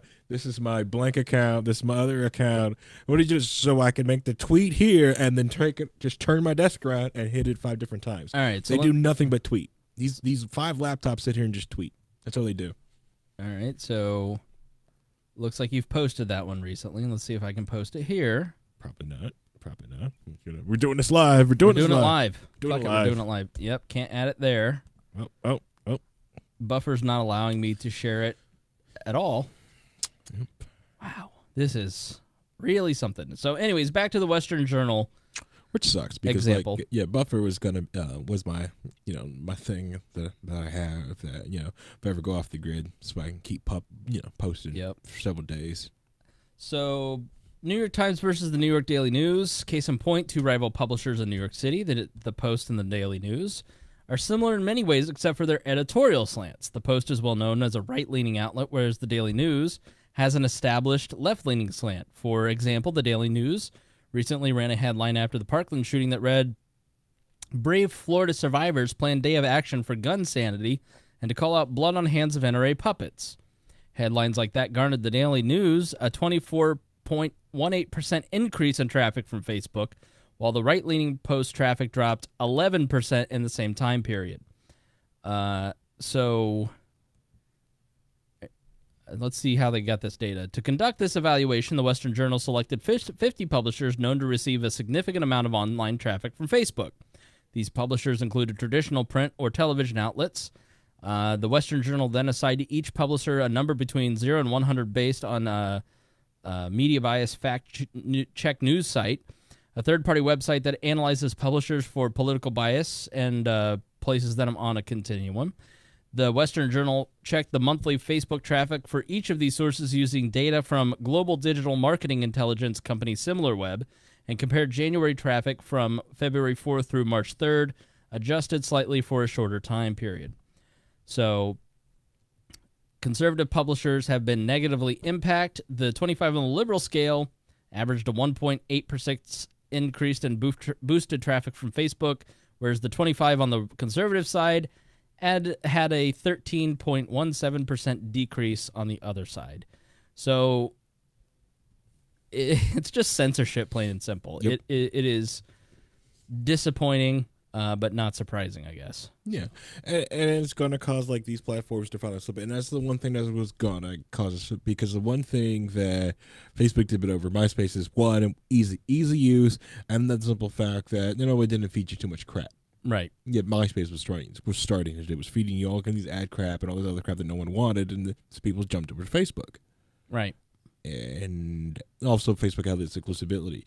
But now that it's so easy for people to create their own little zones and pods for everything else, and BBSs are easy to create for people, or people jump into their own little Discord servers, or they're just going to stay inside their Facebook groups, until long enough that they, finally just leave the platform, or some other platform a platform get created to ever outside Facebook, possibly. I don't know. We'll see what 10 years makes. Right. You know what you're doing? You're further siloing people, which has been the entire problem. And this is always what happens with censorship. Mm-hmm. Okay. When you start to have people go, "Oh, you're biased against me, I'll create my own thing, mm-hmm. and I'll just silo myself off with my own people." Mm-hmm. And that's when you get radicalization. Yep. Because then people stop talking to each other. And it's not like the Facebook conversations that we were having were good anyways. No. I'd rather you just remove all politics from the platform altogether. don't censor one side versus the other. Just remove all politics. Yeah. Like if it's political, it doesn't belong here. Yeah. And then let things like a buddy of mine started a company called Roust, and it was a political social network. It didn't take off because everybody was on Facebook. Well, it was about 2 years too early because now everybody would use Roust, you know? So it just is really gross. Yep. I'm sure that when LinkedIn saw this all happen, they probably were like, woohoo! Right. Because, people are probably going to go to other platforms, but but LinkedIn is probably going to get more. Hey, this is the professional social network platform to actually network with family and people you need your mentor community, and then you can go and shit post in other platforms. Right. And that's the other thing is because Facebook was also unique because on BBS boards, you were on your silo. Like, when you go to a BBS board, like, hey, this BBS is we're just going to talk about Hunt of the Reckoning, or we're talking about Vampire the Masquerade, this game, or, hey, we're just talking about Rotaries. We're just talking about Raspberry Pis in this board. No politics. We're just talking about this. Right. Facebook was very different and unique because it was just what anyone was talking about. Right. When it comes to, now there's some Usenets, some IRC chats and stuff like that, but like this idea of, but the thought that it's going to get backed up and moved into something else, to be honest, I'm actually kind of giddy. I actually like the idea. Because it goes back to the internet, my internet, and get rid of some of these people that don't, that I feel they don't belong on the internet. Yeah. Some of y'all don't. There's so many people that don't have the mental fortitude to be on the net, and I'm freaking tired of it. Yeah. I just... Glad they're gone. I'm of the same mindset. I just want to be around my people. And that's why I really enjoyed the Facebook groups, except for one person in there lately who was a leftist who's trolling our group. But are they really trolling? Come on. I'm looking at it going, okay, do I want to put my community in the hands of anyone? Do I want to start a forum on WeareLibertarians.com and invite people there into my house and we build our own mod? But the problem with that is it's really hard to get people to leave something they're addicted to, which is Facebook. Yeah. And so from a media perspective, from a business perspective, from a right-leaning media outlet perspective, I'm having a tough time figuring out how to position my business moving forward to continue organic growth. Like, iTunes is where most people find us. They search Libertarian in iTunes, and that's how most people find us. Mm-hmm. But to continue this awesome community that we have, I've got to continue. Like, it's not like I can stop posting on Facebook because I still get a lot of traffic from it. Yeah. We have a big presence of 87,000 people on our Facebook page. We invested a ton of our time and resources to get people to like the Facebook page, join Facebook groups. And it's like, now it's all, yeah. Why did I spend my time and my energy promoting somebody else's stuff? Yep. And because they clearly don't give a shit about my beliefs. They don't want my business. So why am I continuing to give them my business? But I'm also stuck in that if I create my own thing, those of you listening may not get engaged with it. You'll join, you'll get an account, but then you won't be active there, and then everybody goes, there's nothing going on here. Yeah. Unless you get a group of people who are committed to making it, like Discord has really taken off. We've got 150 people in there. They've made it their own. Mm-hmm. We've got all these different Facebook groups. Which is Discord for Facebook. Which is Discord for boomers, as Harry put it. Which I actually thought about, like some of us in the mods and stuff like that in the Discord. I've tossed around the idea of blocking off some of the Discord until you get to high enough level or you ask for it. So you only see the starter safe zone. That's all you see. And Duck Hunt. That's it. That's all you see. You see Duck Hunt and the starter safe zone. I need to talk to you about Duck Hunt, okay? Because there is... You've been ignoring me, and I'm unhappy about it. I'm glad you brought this up because we need to have a conversation. A public apology is owed to not only myself, but Rick and Christy and Brantley. So Chromebook's broken now. Duck Hunt is fun, okay? In the Discord channel, there is a Duck Hunt where we play with each. It's a game, okay? Like the old mud or chat style game, the old like BBS game and stuff like that in the chat rooms. But we've lost the ability to see who is on top. The leaderboard feature has somehow either been disabled or is broken. And so nobody wants to play it because nobody can see who's winning or losing. I need to know if you've done this.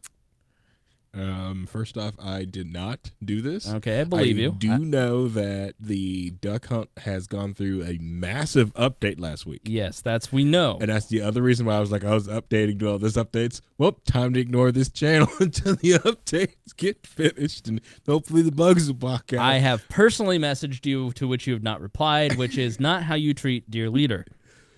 Oh, did you message me? I did, and I'm wagging my finger at you. I don't even see that on here. You're getting a wagging of the finger. Yes, I am. Okay. That's the finger. First, I need an apology for ignoring me. I like to deeply and apologize that. No. Apologize. I did. I said I apologize that about the duck hunt and ignoring you. It's not even all you had to say was they upgraded, it's broken. Here's what it is. There are some cool new features. I can't do anything for you, but don't ignore me. I didn't. Listen, didn't see your email. I die. All of this is yours. I need to know that I can trust you. And so when I ask you a question, I need a response. You're number 2 around here. Well, I am sorry. This is not how apologize. This is not how deputy leader should act. That I did. I somehow may have missed your communication on the 18th. Lying.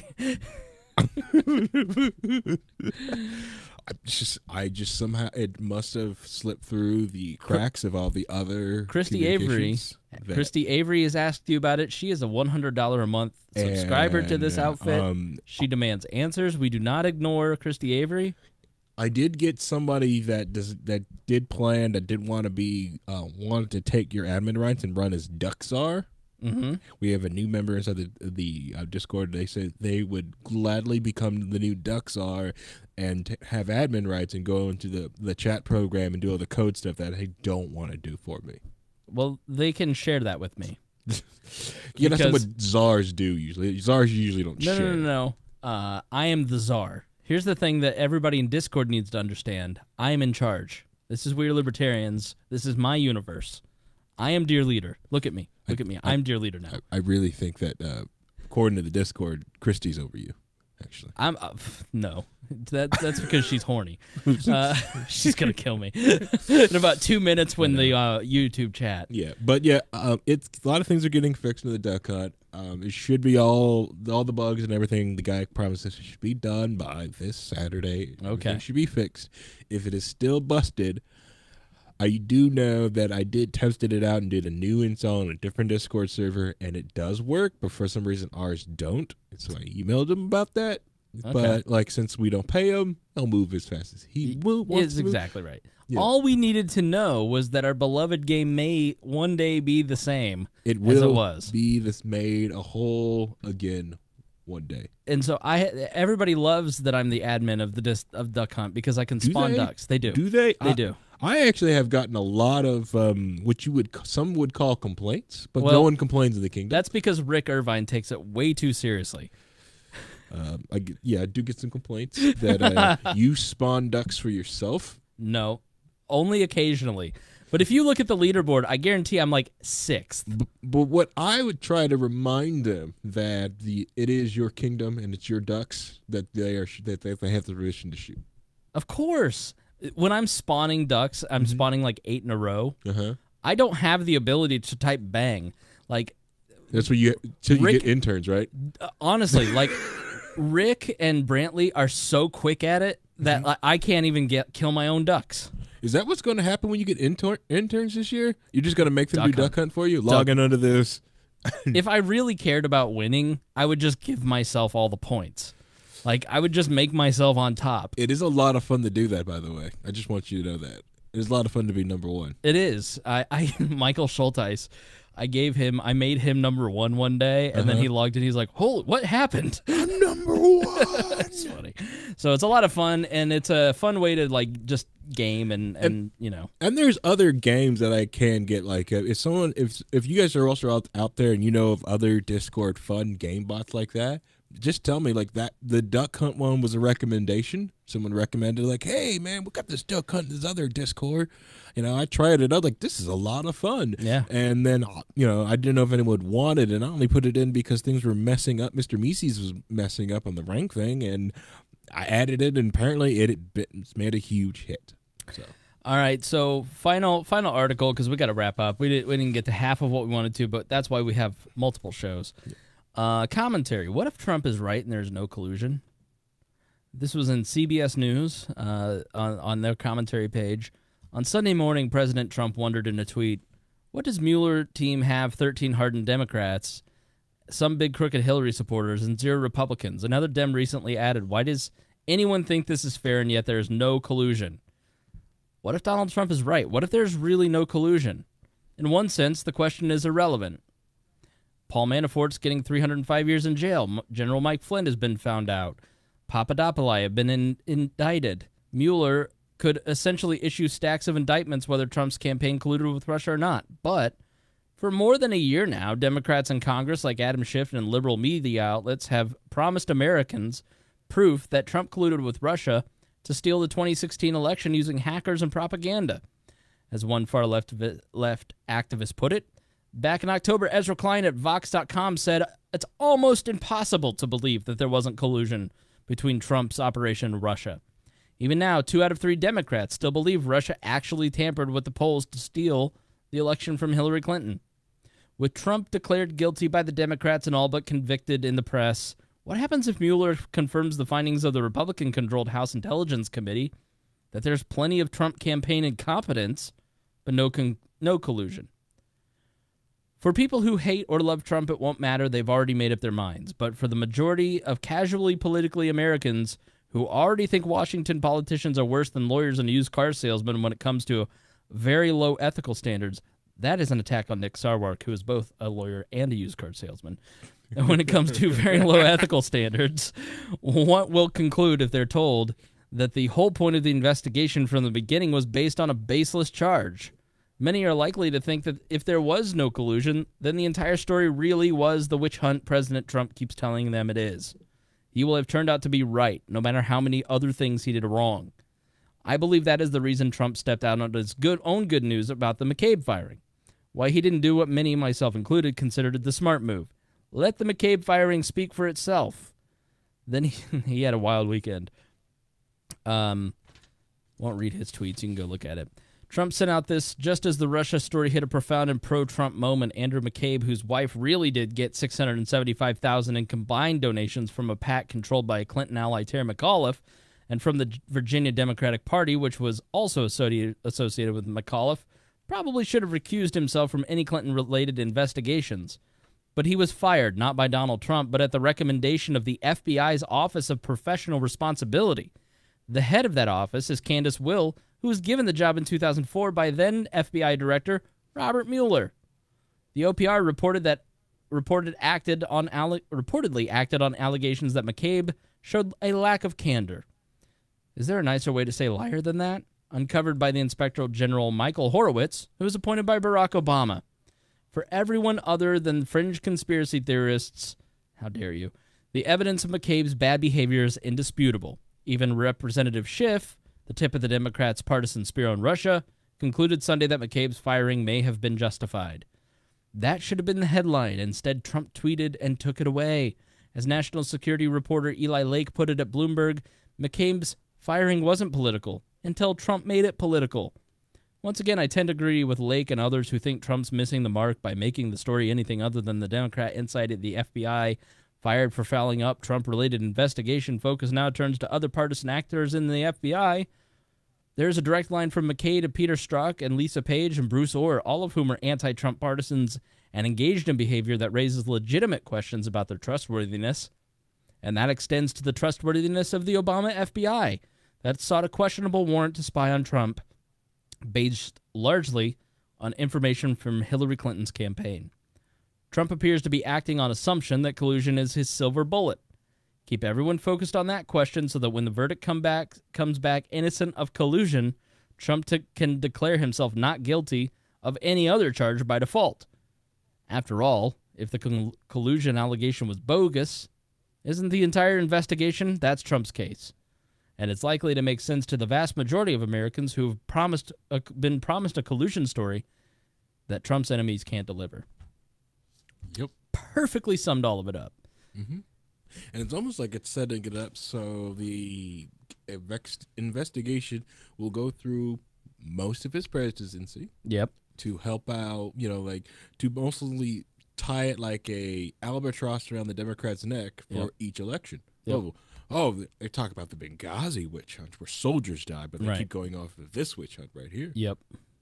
They're just going to throw it right in their face. Like, you get emails.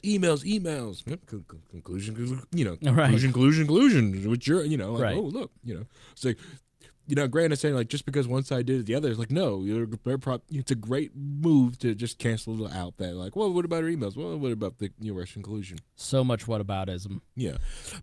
But the thing is that when you come to Democrats, it's like, well, why aren't you at your own party? When you found out that Hillary should have been the candidate, she lost the primary, she lost it. She didn't almost lose, she did lose it. She lost it. She lost it. She shouldn't have been. She shouldn't have been. And there's all these other, and there's also these very vague breaking of rules for debates. This seems like this should be this is where you should be focusing on. Not the guy who are you want. You could, go ahead, get someone, work on someone, and beat them in the next election. Why are you focusing so hard right here then? Right. You're just ignoring it. Now, can you look at two things at the same time? Sure, but I just don't feel that you're looking at the other. All right, so we need to start wrapping up. Go ahead. You start. With this whole Russia thing. Russia.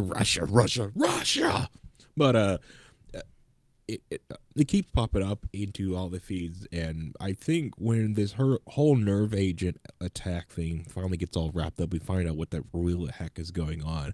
All I know, it's a very scary world out there with if Russia really did this nerve agent attack, and with the the CIA being shake up and bringing up someone who's like culpable and torture, so that's old school people being brought up and these old boomers are still alive. It's like it's the 80s again right now, and I'm thinking about bringing out the get my Ferrari and my white suit back up and right, and getting everything ready, get ahead of the curve. Other than that, I'll get a shout out to I'm probably going to more Russia stuff tomorrow on Low-Key Wall. I've got some other stories that Escalaja gave us out there, so we'll probably talk about a lot of those.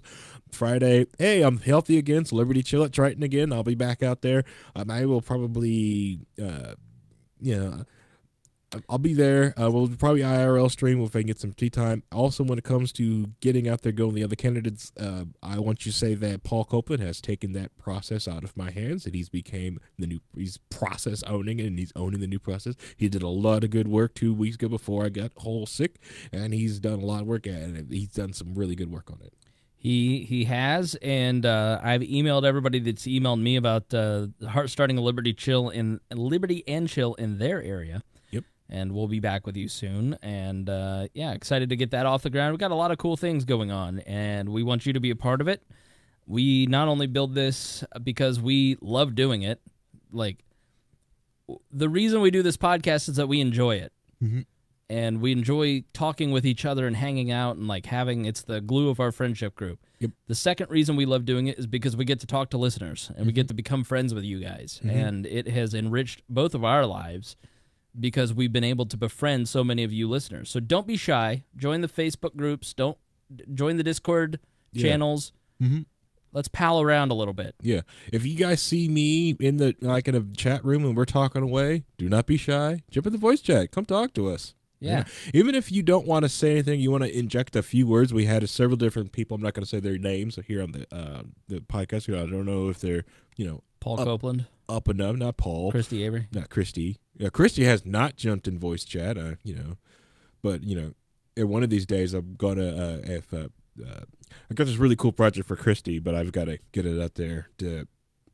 I got to get my camera set up so I can actually show her how to build what I'm trying to tell her to build, so she can have better Wi-Fi while she's at work. Right. Because she has crap Wi-Fi out there. I want to be able to stream. She needs to be able to stream HD out there. But if you guys see me out there, even if you inject one word or you just want to sit there and listen to us because. I'm not gonna lie, Niece, Reinhold, and I, we're on there at 3 a.m. Eastern Standard Time, and we'll just go on a subject from time for 4 hours. There's oh crap, the sun's coming up. Oh, Niece. or we'll just hit some topic. Like I said, like there's one night that, Niece and I talked about, Nebraska and Nebraska politics for like 5 hours. Even after he ranted on here, he went another 5 hours. Okay. So, it's, like I said, it's, the Discord's really cool because like, it's also a good place because if you are having a conversation with someone in the Discord, you don't like typing out this conversation, tell them to jump in voice chat. You can talk. You can even use the phone. If you're on the phone app, you can use the microphone on the phone and the speakers on there. And that's what Stone does. Stone jumps in all the time. Right. Of course, like, it's like I sometimes think his friends are being boring, so he wants to go talk with us instead. Oh, we know we're your real friends, Stone. We're your real friends. But yeah, the other thing with Liberty and Chills and stuff like that is also like to when other listeners who don't know each other meet each other, find they have that thing in common with the show, and they end up becoming friends. That's also really cool stuff that happens at Liberty and Chill. Yeah, we all know you're lonely. Come on, we're lonely too. Let's be pals. I love it when I like end up getting up, going to the bathroom, and I coming back, and the other table has taken the conversation somewhere else while I have been gone. It's like, wow, you guys don't really need me here.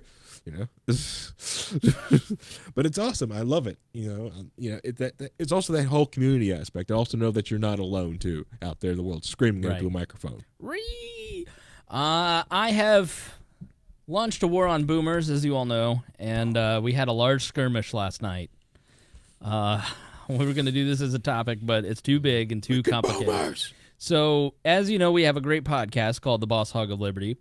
And it is run by Jeremiah Morrill and Dakota Davis and Cade Coger. They were on last week. And there is a statue, a doughboy statue, a World War I soldier statue. It's like in the park, and it's kind of offset in the woods. It's been vandalized. The lights don't work. And so two nonprofits raised money to relocate this statue and build a veterans museum. Well, the boomers in town have lost their mind, and they are going crazy about it, and they are screeching. They had signs professionally printed because this isn't what the veterans would have wanted. They placed it there for a reason, and if we move it, it's disrespecting veterans. Okay, they're moving it in the same park, and they're adding like a full display.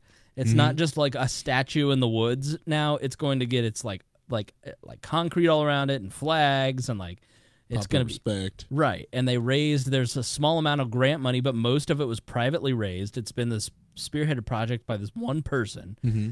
And you would have thought that they were tearing down the statue and destroying it the way that these people were carrying on last night.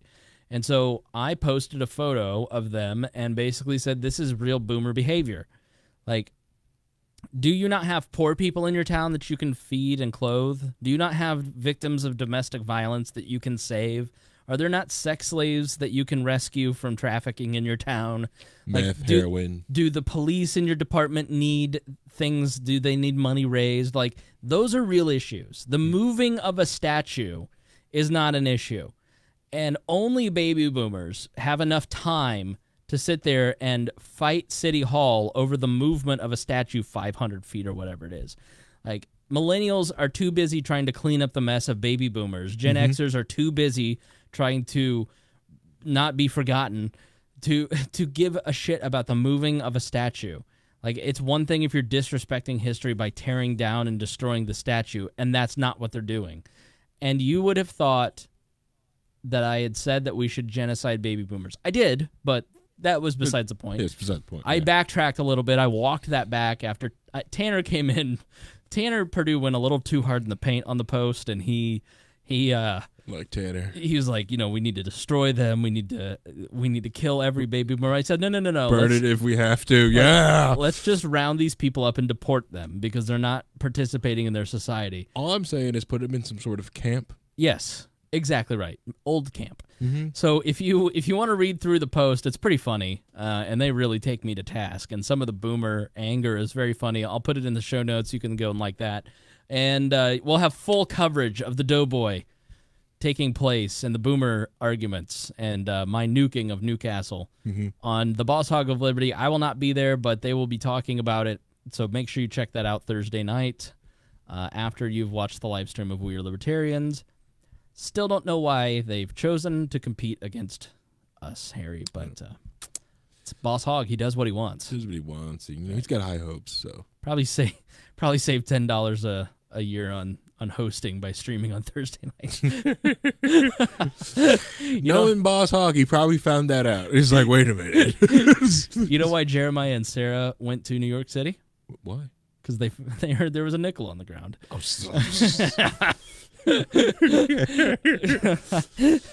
Very good. Thank you all for joining us. Thank you, Brandon Luke, Christy Avery, Jason Doolittle, and Craig DaCosta for being our $100 a month subscribers. You guys are awesome. And again, please support the show financially. I'm going to be more direct about asking that because now is the time that we need your support. We're going to see the dwindling. We've already seen the dwindling organic growth, but we need to build systems that are going to support our community on our own platforms instead of driving people to other places. So, and that takes resources. That takes, $100 software here or a $500 license here or an added hosting bill here. So every dollar that you send me, I end up spending on We Are Libertarians. I spend way too much on all this, but that's what happens when you're trying to build your dream. So thank you for joining us here on this episode of We Are Libertarians. Harry, thank you for being here. Nice to see you again. I missed you. Missed you too. It's been too long. All right, well, now get out. All right, thanks. We'll see you. We'll see you all. I am interviewing apparently there's a new social network out there called Minds.com, and Minds as in your brain. And I know my Hoosier accent says MINZ.com, but it's Minds. So you're finally making a Minds account? So I'm going to go check that out. I'm interviewing the founder of that tomorrow, and that will be Thursday's show. And we're just going to talk a lot about what we talked about tonight, and I'm going to talk to somebody who's trying to solve that problem. So, all right, thanks for joining us here on this episode of We're Libertarians. We love you, and we will see you on Friday.